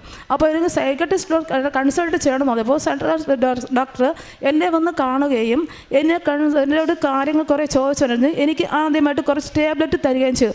അന്ന് കുറേ മാസങ്ങൾക്ക് ശേഷം ഞാൻ സുഖമായിട്ട് ഉറങ്ങിയ ശേഷം എന്നെ ഡോക്ടർ പറഞ്ഞു ഒരു ബുധനാഴ്ച അവിടെ നിന്ന് എന്നെ ഡിസ്ചാർജ് ആക്കിയിട്ട് അവർ പറഞ്ഞു മെൻ്റൽ വാർഡിലോട്ട് എന്നെ അവിടെ ആക്കണമെന്ന് പറഞ്ഞു. ഞാൻ പറഞ്ഞു എൻ്റെ എന്ത് വന്നാലും ഞാൻ മെൻ്റൽ വാർഡിൽ നിൽക്കില്ല, മെൻ്റൽ വാർഡ് കിടക്കില്ല, ഞാൻ എന്നാൽ ഇറങ്ങിപ്പോവും, എനിക്ക് പറ്റില്ല എന്ന് പറഞ്ഞു. അങ്ങനെ മെൻ്റൽ വാർഡിൽ കിടക്കാതെ ഞാൻ ഇറങ്ങി പോകുന്നത്. അപ്പം ന്യൂറോ വാർഡിൽ നിന്ന് ബുധനാഴ്ച ഡിസ്ചാർജ് ആക്കിയിട്ട് എൻ്റെ മോനോട് പറഞ്ഞു ശരി എന്നാൽ നിങ്ങൾ വീട്ടിൽ പോയിക്കോ, അടുത്ത ഓപ്പിൽ നിങ്ങൾ വന്ന് കണ്ടാൽ മതി, ഞാൻ നിങ്ങൾക്ക് ഡിസ്ചാർജ് സമ്മറി മെൻ്റൽ വാർഡിലെ ഡിസ്ചാർജ് സമ്മറി നിങ്ങൾക്ക് വാട്സപ്പിൽ ഇട്ട് തരാം എന്ന് പറഞ്ഞ് ഞങ്ങൾ ഡിസ്ചാർജ് ചെയ്ത് അയച്ചു. അങ്ങനെ ഞങ്ങൾ വീട്ടിലെത്തിയപ്പോൾ എൻ്റെ ചേച്ചി വീടിന് അടുത്തുള്ള ഒരു ചേച്ചി ഇവിടെ കൃപാസനത്തിൽ വന്ന് ഉടമ്പടി എടുത്ത് ചേച്ചി പ്രാർത്ഥിക്കുന്ന ചേച്ചിയാണ്. പിറ്റേ ദിവസം രാവിലെ ചേച്ചി ഇവിടുത്തെ ഉടമ്പടി തൈലവും തേനും ഒരു രൂപവും അമ്മയുടെ കുറച്ച് രൂപങ്ങളും കൊണ്ട് അവിടെ വന്നു. അപ്പോൾ വന്നിട്ട് എൻ്റെ കൈ നീട്ടാൻ പറഞ്ഞു. ആദ്യം എൻ്റെ കയ്യിൽ തേനും ഉടമ്പടി തൈലവും കൂടെ ഒരുമിച്ച് ഒഴിച്ചു തന്നു. എന്നിട്ട് എൻ്റെ അടുത്ത് അത് കുടിക്കാൻ പറഞ്ഞു. ഞാൻ കുടിച്ചു. എന്നിട്ട് അമ്മയുടെ ആ കാശ് രൂപം എൻ്റെ നെറ്റിയിൽ വെച്ചപ്പോൾ എനിക്ക് അതികലശലമായിട്ട് ഭയങ്കരമായിട്ട് അസുഖമുണ്ടായി. അപ്പോൾ എൻ്റെ ചേച്ചി എന്നെ കെട്ടിപ്പിടിച്ചിട്ട് മാതാവേ കൃപാസന മാതാവേ കാരണം മാതാവേ ചുരുക്കത്ത മാതാവേ എന്ന് പറഞ്ഞിട്ട് ഭയങ്കര നിലവിളിയായിരുന്നു. എൻ്റെ കണ്ണിലെന്നുണ്ടെങ്കിൽ കണ്ണുനീരിട്ടിട്ട് വീഴുമായിരുന്നു. കുറച്ച് നേരം ഇവരിങ്ങനെ വിളിച്ച് പ്രാർത്ഥിച്ച ശേഷം എൻ്റെ അസുഖം പെട്ടെന്ന് മാറി. അപ്പോൾ എനിക്ക് പെട്ടെന്ന് എനിക്ക് അമ്മയുടെ പ്രത്യേക ഒരു ഇഷ്ടം തോന്നി, പ്രത്യേക ഒരു വിശ്വാസം തോന്നി. അപ്പോൾ ഞാൻ പറഞ്ഞു എന്തായാലും നമുക്കൊന്ന് കൃപാസനത്തിൽ പോകാം. ചേച്ചിയും പറഞ്ഞു ആ ശരി നമുക്ക് കൃപാസനത്തിൽ പോകാം. അങ്ങനെ ഇത് 2025 ജൂൺ മാസം 27-ാം തീയതിയാണ് ഈ സംഭവം നടക്കുന്നത്. ഞങ്ങൾ 2025 ജൂലൈ മാസം 2-ാം തീയതി ഞങ്ങൾ ഇവിടെ വന്ന് ഉടമ്പടി എടുത്തു. ഉടമ്പടി എടുത്തിരുന്നാൽ വേറെ ഒന്നുമല്ല, ഞങ്ങൾക്ക് ഉടമ്പടി എടുത്ത് എന്തെന്നാ ഒരു കാര്യം ഞങ്ങൾക്ക് കഴിയില്ല. ഞങ്ങളെ വിശ്വാസം എന്തോ ഇതിവിടെ വന്ന് എനിക്ക് വീടില്ല, എനിക്ക് അവിടെ വീട് വയ്ക്കാൻ പറ്റുമോ, എൻ്റെ അസുഖം മാറോ, ഇനി മരുന്ന് കഴിക്കണോ പോകണോ, അങ്ങനെ എന്തൊക്കെ എനിക്ക് ജോസഫിനെ അച്ഛനെ കണ്ട് എൻ്റെ കാര്യങ്ങൾ എല്ലാ റെക്കോർഡ്സുമായിട്ട് കൊണ്ടുവന്നു. അപ്പോൾ കൊണ്ടുവന്നപ്പോൾ അവർ പറഞ്ഞു അത് ഉടമ്പടി എടുത്താലേ അച്ഛനെ കാണാൻ പറ്റത്തുള്ളൂ. അങ്ങനെ ഞങ്ങൾ ഉടമ്പടി എടുത്ത് വന്നപ്പോഴത്തേക്കും പറഞ്ഞു വേണ്ട ഉടമ്പടി എടുത്തത് നിങ്ങൾ ഇന്നലെ എടുത്തിട്ടുള്ളൂ, ഉടമ്പടി എടുത്ത് കാണാൻ പറ്റില്ല, നിങ്ങൾ പോയി പുതുക്കിയിട്ട് നിങ്ങൾക്ക് വിശ്വാസം വന്നാൽ നിങ്ങൾക്ക് അച്ഛനെ കാണാമെന്ന് പറഞ്ഞു. സത്യത്തിൽ പറഞ്ഞാൽ എനിക്ക് അന്ന് ഇവിടെ കൊണ്ടുവന്ന ചേച്ചിയോട് സത്യം പറഞ്ഞാൽ നല്ല ദേഷ്യമുണ്ടായി. ആളെ പറ്റിച്ച് കൊണ്ടുവന്നതോടെ ഇങ്ങനെ എന്തെങ്കിലും പറഞ്ഞിട്ടുണ്ടെങ്കിൽ ഞാൻ കൃപാസന സന്നിധി വരെയില്ല, ഉടമ്പടി എടുക്കുകയില്ല. ചേച്ചിയെ മനസ്സിൽ കുറേ വഴക്ക് പറഞ്ഞിട്ട് തന്നെയാണ് ഞങ്ങൾ ഇവിടുന്ന് പോയത്. പക്ഷെ പോയിട്ട് അന്ന് മുതൽ എന്തോ എനിക്ക് ഇവിടെ ഉടമ്പടിയിലെ കാര്യങ്ങൾ ഞാൻ പാലിക്കാൻ തുടങ്ങി. വെളുപ്പാങ്കാലം എടുത്ത് പ്രത്യക്ഷീകരണ പ്രാർത്ഥന പറയും, ഞാൻ ബൈബിൾ വായിക്കും, എല്ലാം ചെയ്യും. ആ ചേച്ചി തന്നെ എനിക്ക് കൃപാസനത്തിൻ്റെ അച്ഛൻ്റെ ഡെയിലി ബ്രെഡ് എനിക്ക് അച്ഛനക്ക് അയച്ചു തരും, എല്ലാം ചെയ്യും. എനിക്ക് ചേച്ചി എനിക്കൊരു ജപമാല മാല തന്നിരുന്നു. എനിക്ക് എങ്ങനെയാണ് ജപമാല ചൊല്ലേണ്ടതെന്ന് അറിയില്ല, കാരണം ഞാൻ CSA വാങ്ങാണ്. ഞാൻ ഒരു ദിവസം രാത്രി ഉറങ്ങിക്കിടന്നപ്പോൾ എന്നെ നന്മ നിറഞ്ഞ മറിയമ്മേ ആ 2 വരി എന്നെ ആരോ വന്ന് എന്നെ ഉറക്കത്തിൽ തന്നെ പഠിപ്പിച്ചു തന്നു. ഞാൻ കറക്റ്റായിട്ട് ഞാൻ നന്നാ പഠിച്ചു. അപ്പോൾ പിറ്റേ ദിവസം രാവിലെ ദിവസം എൻ്റെ ചേച്ചിനെ നോക്കാൻ വരും, ചേച്ചിയും മക്കളും. ഞാൻ പറഞ്ഞു എനിക്ക് നന്മ നിറഞ്ഞ മറിയമ്മ എനിക്ക് 2 വരി അറിയാമല്ലോ, എനിക്ക് പഠിപ്പിച്ചു തന്നു, ആരോ പഠിപ്പിച്ചു തന്നു. അപ്പോൾ ചേച്ചിയുടെ മോൻ പറഞ്ഞു കുഞ്ഞമ്മ ഒരു പേനയും പേപ്പർ എടുത്തുണ്ടോ, ഞാൻ അടുത്ത് കുഞ്ഞമ്മയെ പഠിപ്പിക്കാമെന്ന് പറഞ്ഞു. ഞാൻ പറഞ്ഞു വേണ്ട, ഞാൻ എങ്ങനെ അടുത്തെന്ന് പഠിക്കാം. പക്ഷേ എന്നും ചേച്ചി ദിവസമുള്ള ഡെയിലി ബ്രെഡ് പ്രാർത്ഥന ഇട്ട് തന്ന ചേച്ചി അന്ന് രാവിലത്തേക്കും ഏതോ വർഷക്കാർ 2-3 വർഷത്തിന് മുന്നേ ഉള്ള അച്ഛൻ്റെ ഒരു ടോക്കാണ് എനിക്ക് അന്ന് ഇട്ട് തന്നത്. ആ ടോക്കിൽ നന്മ നിറഞ്ഞ മറിയമ്മയുടെ ആദ്യം മുതൽ അവസാനം വരെയുള്ള ആ പൊരുൾ എല്ലാം കൂടെ വിസ്തരിച്ചുള്ള പ്രസംഗം ഉൾപ്പെടെയുള്ളതാണ് ഇട്ടുന്നത്. അങ്ങനെ ഞാൻ അർത്ഥവത്തായിട്ട് ആ ജപമാല പൂർണ്ണമായിട്ട് ഞാൻ പഠിച്ചു. അങ്ങനെ അതിൻ്റെ ശേഷം ഞാൻ പിന്നെ ആശുപത്രി പോയിട്ടില്ല, മരുന്ന് കഴിച്ചിട്ടില്ല, എനിക്ക് ഇതുവരെയും അസുഖം വന്നിട്ടില്ല. എൻ്റെ ആയുധം എന്ന് പറയുന്നത് എൻ്റെ ഉടമ്പടി തൈലവും ഉപ്പ്, എൻ്റെ ജപമാല പ്രാർത്ഥനയാണ്. ഇതാണ് എൻ്റെ അമ്മ എനിക്ക് ആദ്യമായിട്ട് ചെയ്തു തന്നത്. അതിനുവേണ്ടി എൻ്റെ പരിശുദ്ധ അമ്മയ്ക്ക് കോടാനുകോടി എനിക്ക് നന്ദി പറയുന്നു. രണ്ടാമത് എനിക്ക് തന്ന അത്ഭുതം എന്ന് പറയുന്നത്, എനിക്ക് 23 വർഷം കൊണ്ട് ഒരു ഭവനമില്ല, ഒരു കുഞ്ഞു ഭവനമാണ്. എൻ്റെ മക്കൾക്ക് ഓൺലൈൻ ക്ലാസ് വരുമ്പോഴത്തേക്കും എല്ലാ മക്കളും വീഡിയോ കോൾ വരുമ്പോൾ എൻ്റെ മക്കൾ ഓഡിയോ കോൾ ഇരുന്നാണ് ഓൺലൈൻ ക്ലാസ് അറ്റൻഡ് ചെയ്യുന്നത്. ഒരു ഇൻ്റർവ്യൂ വരുമ്പോൾ എൻ്റെ മോൻ പറയും, അമ്മ ഞാൻ ഇന്ന് ആ റൂമിൽ കയറണ്ടേ അമ്മ, എനിക്കിന്ന് ഒരു ഇൻ്റർവ്യൂ ആണെന്ന് പറയും. എൻ്റെ സാരി ഷോൾ ഇതൊക്കെ എടുത്ത് റൂം ഡെക്കറേഷൻ ചെയ്യും. ഞങ്ങളുടെ ഹോസ്പിറ്റൽ റെക്കോർഡ്സൊക്കെ ഞങ്ങളൊരു കവറിലായിട്ട് ചുവരിൽ തൂക്കിയിട്ട് ആണി അറിഞ്ഞ് ചുവരിൽ തൂക്കി, മഴ പോകുമ്പോഴത്തേക്കും അടുത്ത മഴയിൽ കവറിനകത്ത് വെള്ളം ഇറങ്ങി ആ റെക്കോർഡ്സൊക്കെ നശിച്ചു പോകും. അങ്ങനത്തെ ഒരു പഴഞ്ഞ വീടായിരുന്നു. അങ്ങനെയായിരുന്നു. അപ്പോഴത്തേക്ക് ഇവിടെ നിന്ന് വന്ന് ഉടമ്പടി എടുത്ത 7-ാം തീയതി ഞാൻ 2-ാം തീയതി ഇവിടെ നിന്ന് ഉടമ്പടി എടുത്തു. 8-ാം തീയതി ഞാൻ ഒരു വലിയ വീടിന് ഞാൻ 1 ലക്ഷം രൂപ അഡ്വാൻസ് കൊടുക്കുന്നു. കാരണം ഞാൻ എൻ്റെ ഒരു കഴിവല്ല, എല്ലാം എൻ്റെ മാതാവിൻ്റെ കഴിവാണ്. എനിക്ക് ഒരു കഴിവ് എല്ലാം മാതാവ് ഒരുക്കി തന്നതാണ്. ഞങ്ങൾക്ക് ഒരു പൈസയോ ഒരു സാമ്പത്തികമോ ഒന്നുമില്ല. ലോണിനോ പർച്ചേസ് ലോണിനോ ഒരു സാലറി സർട്ടിഫിക്കറ്റ് ഇല്ല, ഞങ്ങൾക്ക് വേണ്ടവണ്ണം വരുമാനമില്ല, ഒന്നുമില്ല, ഇല്ല. പക്ഷേ എൻ്റെ അടുത്തോട്ട് എല്ലാം എൻ്റെ മാതാവ് കാത്തിട്ട് എന്ന് ഞാൻ ഇവിടെ ഉടമ്പടിയിൽ ഒരു നിയമം വെച്ചിരുന്നു. മാതാവേ, എനിക്ക് വേറൊന്നും വേണ്ട, എനിക്ക് ഭവനത്തിൽ മാതാവിനെ ധ്യാനിച്ച് കഴിയാൻ പറ്റിയ ഒരു ഭവനം, ഞാൻ കുടുംബമായിട്ട് താമസിക്കുവാൻ മാതാവിനെ ധ്യാനിച്ച് കഴിയുവാൻ പറ്റിയ ഒരു ഭവനം എനിക്ക് തരണേന്ന് പറഞ്ഞു. അതിന് പ്രകാരം എനിക്ക് നല്ല ഒരു 9 സെൻറ്റ് വീട്, 2 സൈഡ് റോഡ്, 4 ബെഡ്റൂമോട് കൂടിയ നല്ലൊരു വീട് എനിക്ക് ദൈവം അനുഗ്രഹിച്ചെന്നു. അതിനുവേണ്ടി എൻ്റെ മാതാവിന് കോടാനുകോടി നന്ദി പറയുന്നു. മൂന്നാമത്തേന്ന് പറഞ്ഞാൽ എനിക്ക് 1.5 മാസം മുമ്പ് ഒരു ആക്സിഡൻറ്റ് പറ്റിയായിരുന്നു. ആക്സിഡൻറ്റ് പറ്റിയിട്ട് റോഡ് ക്രോസ് ചെയ്തപ്പോൾ ഒരു ബൈക്ക് വന്നിടിച്ചത്, കാലിൽ ഇൻഫെക്ഷനായിട്ട് കാലിൽ എനിക്ക് ഒന്ന് സർജറി ചെയ്തേണ്ടി വന്നിട്ട് ഇന്ന് 21 ദിവസമേ ആയിട്ടുള്ളൂ സർജറി ചെയ്തിട്ട്. അപ്പോൾ കാല് ഇൻഫെക്ഷനായിട്ട് കാലിൽ നല്ലതായിട്ട് പഴുത്ത് അതിനകത്ത് പേട് പോലെ ഒരു തിരി പോലെ, ഇവിടെ നമ്മുടെ ട്രിവാൻഡ്രം ഭാഷയിൽ തിരി എന്ന് പറയാം. അപ്പം അത് അതിനകത്ത് കുത്തി ഇറക്കുമായിരുന്നു. അപ്പം വലിയ പഞ്ഞിക്കെട്ട് പോലെ വെച്ച് കെട്ടിയിട്ട് അതിനകത്ത് ബാൻഡേഡ് ചുറ്റി തരും. ഞാൻ പോകുമ്പോഴൊക്കെ പഴുത്ത് കാലിൽ അതിൻ്റെ പുറമെ പഴുത്തുന്ന ആ തിരി അതിനകത്ത് കുത്തി ഇറക്കുമായിരുന്നു. അങ്ങനെ ഞാൻ വേദന കൂടെ അസുഖം എടുക്കുമ്പോൾ ഞാൻ മാതാവിനോട് ചോദിച്ചു, അമ്മേ എനിക്ക് ഈ എൻ്റെ പഴുപ്പ് ഇതിലൊന്നും വരരുത്, എനിക്കിത് പൂർണ്ണമായിട്ട് മാറ്റുന്നതാണ്. 20-ാം തീയതി ഞാൻ അമ്മയുടെ സന്നിധിയിൽ വന്ന് ഞാൻ എന്തായാലും ഉറപ്പായിട്ട് അമ്മയുടെ സന്നിധിയിൽ ഞാൻ സാക്ഷി പറഞ്ഞോളാം എന്ന് പറഞ്ഞു. പിറ്റേന്നാൾ ഞാൻ ഡ്രസ്സിങ് ചെയ്യാൻ പോയപ്പോഴത്തേക്കും അത്ഭുതം എന്ന് പറയട്ടെ, ഒട്ടും പഴുപ്പില്ല, പഴുപ്പ് പൂർണ്ണമായിട്ട് മാറ്റി തന്നു, തിരിയില്ല. അങ്ങനെ എന്നിട്ട് കഴിഞ്ഞ ഞായറാഴ്ച ഞാൻ പോയപ്പോഴത്തേക്ക് ഞാൻ ഓപ്പറേഷൻ 21 ദിവസമല്ലായുള്ളൂ. ഞാൻ 20-ാം തീയതി കഴിഞ്ഞ ഞായറാഴ്ച പോയപ്പോൾ എനിക്ക് കുറച്ച് ദൂരം നടക്കുക, സ്റ്റെപ്പ് കയറാൻ പറ്റില്ല. സ്റ്റെപ്പ് കയറാൻ പറ്റണമെങ്കിൽ ആരെങ്കിലും അല്ലെങ്കിൽ കട്ടിച്ചാണ്. അപ്പം ഞാൻ പറഞ്ഞു, ദൈവമേ അമ്മേ, ഞാൻ ഈ കാല് വെച്ചിട്ട് എങ്ങനെ 21-ാം തീയതി ഞാൻ അങ്ങ് 20-ാം തീയതി കൃപാസനത്തിൽ പോകും, അമ്മ എനിക്ക് എൻ്റെ കാല് സുഖമാക്കി തരണമെന്ന് പറഞ്ഞു. പിറ്റേ ദിവസം എന്ന് പറയട്ടെ, എനിക്കായില്ല, എങ്ങനെ അത് അത്ഭുതം, എൻ്റെ കാല് ഇപ്പോൾ ഒരു അസുഖം ഒരു വേദന ഒന്നുമില്ല, മുഴുവൻ ഒരു വേദന, നല്ല രീതിയിലാണ് ഞാനിവിടെ വന്നത്. ഇത്രത്തോളം കൃപ നന്ദി എനിക്ക് നന്മകൾ ചെയ്ത എൻ്റെ അമ്മയ്ക്കും പരിശുദ്ധ കുമാരനും ഞാൻ കോടാനുകോടി നന്ദി പറയുന്നു. പിന്നെ പ്രേക്ഷിത പ്രവർത്തനം എന്ന് പറയുന്നത്, ഞാൻ ഇവിടെ നിന്ന് കിട്ടുന്ന പത്രങ്ങളൊക്കെ ഞാൻ എല്ലാവർക്കും കൊടുക്കും. പിന്നെ എന്നെ കൊണ്ട് ഒരു 5 മിനിറ്റ് ആരോട് സംസാരിക്കാൻ കിട്ടിയാലും ആരായാലും ഞാൻ എൻ്റെ അമ്മ ചെയ്ത പ്രവൃത്തികൾ എല്ലാവരോടും ഒരു നാണക്കേടും കൂടാതെ എല്ലാവരോടും പറയുവാൻ എനിക്ക് സാധിക്കുന്നുണ്ട്. കാരുണ്യ പ്രവർത്തനമായിട്ട് ഞാൻ മറ്റുള്ളവർക്ക് വേണ്ടിയിട്ട് നല്ലോണം പ്രാർത്ഥിക്കുള്ളൂ. എൻ്റെ മുന്നിൽ ആര് സഹായം അഭ്യർത്ഥിച്ച് വന്നാലും ഞാൻ അവർക്ക് എന്നാൽ കഴിയുന്നത് എല്ലാം ചെയ്തു കൊടുക്കും. അത് മാത്രമല്ല, ഞാൻ ഫുഡ് അവർക്ക് ആശുപത്രിയിലൊക്കെ ഫുഡ് അവർക്കൊക്കെ വിതരണം ചെയ്യും. പിന്നെ മറ്റുള്ളവർക്ക് വേണ്ടി ആത്മീയ ജീവിതത്തിൽ എനിക്ക് വന്ന മാറ്റം എന്ന് പറയുന്നത്, എനിക്ക് നേരത്താണെങ്കിൽ എന്തെങ്കിലും പ്രയാസങ്ങൾ വന്നു കഴിഞ്ഞാൽ എനിക്ക് പെട്ടെന്ന് ഭയങ്കര ഗ്ലൂമിയായി അങ്ങനെ മരിക്കണം അല്ലെങ്കിൽ അങ്ങനെ ഭയങ്കര ദേഷ്യം. പക്ഷേ ഇപ്പോൾ എത്ര പ്രശ്നം വന്നാലും എല്ലാം എനിക്ക് ചിരിച്ചുകൊണ്ട് ഫേസ് ചെയ്യാനായിട്ട് എൻ്റെ മാതാവ് എനിക്ക് കഴിവ് തന്നു. അതുകൊണ്ട് ഇനിയും എൻ്റെ മാതാവിൻ്റെ പ്രത്യക്ഷീകരണത്തിൻ്റെ സാക്ഷിയായിട്ട് എൻ്റെ മരണമോത്തോളം ജീവിക്കുവാൻ നിങ്ങളെല്ലാവരും പ്രാർത്ഥിക്കണമെന്നും ഞാൻ മരണത്തോളം ജീവിക്കുമെന്നും ഞാൻ പ്രതിജ്ഞ ചെയ്തുകൊണ്ട് എൻ്റെ സാക്ഷി നിന്ന് നിർത്തുന്നു. നന്ദി. അവിടുന്ന് ഹൃദയം തകർന്നവരെ സൗഖ്യപ്പെടുത്തുകയും അവരുടെ മുറിവുകൾ വെച്ച് കെട്ടുകയും ചെയ്യുന്നു. സങ്കീർത്തനം 147 3-ാം വചനമാണ്. വിശ്വാസത്തോടെ പ്രാർത്ഥിക്കുന്നതെല്ലാം നിങ്ങൾക്ക് ലഭിക്കുമെന്നാണ് മത്തായിയുടെ സുവിശേഷം 21-ാം അധ്യായം 22-ാം വചനം പറയുന്നത്. ഈ മോൾ വിശ്വാസത്തോടെ പ്രാർത്ഥിച്ചു, മെറിറ്റില്ല, സാമ്പത്തികമായിട്ടൊന്നുമില്ല കയ്യിൽ, എന്നാലും വിശ്വാസത്തോടെ പ്രാർത്ഥിച്ചതിൻ്റെ ഫലമായിട്ടാണ് ഈ മകൾക്ക് ഒരു നല്ലൊരു ഭവനം നൽകി ഈശോയും അമ്മയും അനുഗ്രഹിച്ചത്. പിന്നീടുണ്ടായിരുന്ന ആക്സിഡൻറ്റ് കേസായിരുന്നു. അവിടെയും ഈ മകൾ പ്രാർത്ഥിച്ചത് മാർച്ച് 20 പരിശുദ്ധ അമ്മയുടെ സന്നിധിയിൽ വന്ന് പ്രത്യക്ഷീകരണത്തിൻ്റെ സാക്ഷ്യം പറയുവാനായിട്ട് എന്നെ അനുഗ്രഹിക്കണമേ എന്നാണ് ഈ മകൾ പ്രാർത്ഥിച്ചത്. ആക്സിഡൻറ്റ് കാരണം പഴുപ്പ് വന്നിരുന്ന ഒരവസ്ഥയായിരുന്നു. പിന്നീട് ഉടമ്പടി വസ്തുക്കൾ ഉപയോഗിച്ച് പ്രാർത്ഥിക്കുകയും ഡേറ്റ് ഇട്ട് പ്രാർത്ഥിക്കുകയും സമയച്ചുരുക്കത്തിൻ്റെ അമ്മയോടാണ് ഈ മകൾ പ്രാർത്ഥിച്ചത്. അതിൻ്റെ ഫലമായിട്ട് തന്നെയാണ് ഈ മകൾ ഇന്ന് മാർച്ച് 20 പരിശുദ്ധ അമ്മയുടെ പ്രത്യക്ഷീകരണത്തിൻ്റെ സാക്ഷിയായിട്ട് തന്നെ അമ്മയുടെ സന്നിധിയിൽ വന്ന് നിൽക്കുന്നത്. ഇപ്പോഴുള്ള ആത്മീയ ജീവിതത്തിൽ മകൾക്കിനി ഒന്നും ഭയപ്പെടേണ്ട ആവശ്യമില്ല. ഈശോയുടെ അമ്മയുടെ സാന്നിധ്യമുണ്ട്, കൂടെ ധൈര്യമുണ്ട്. അമ്മയുടെ സാന്നിധ്യവും സ്നേഹവും അമ്മയുടെ കരുണയും അനുഭവിച്ചറിഞ്ഞ ഈ മകൾക്ക് ഇനിയൊന്നും പേടിക്കേണ്ട ആവശ്യമില്ല എന്നാണ്.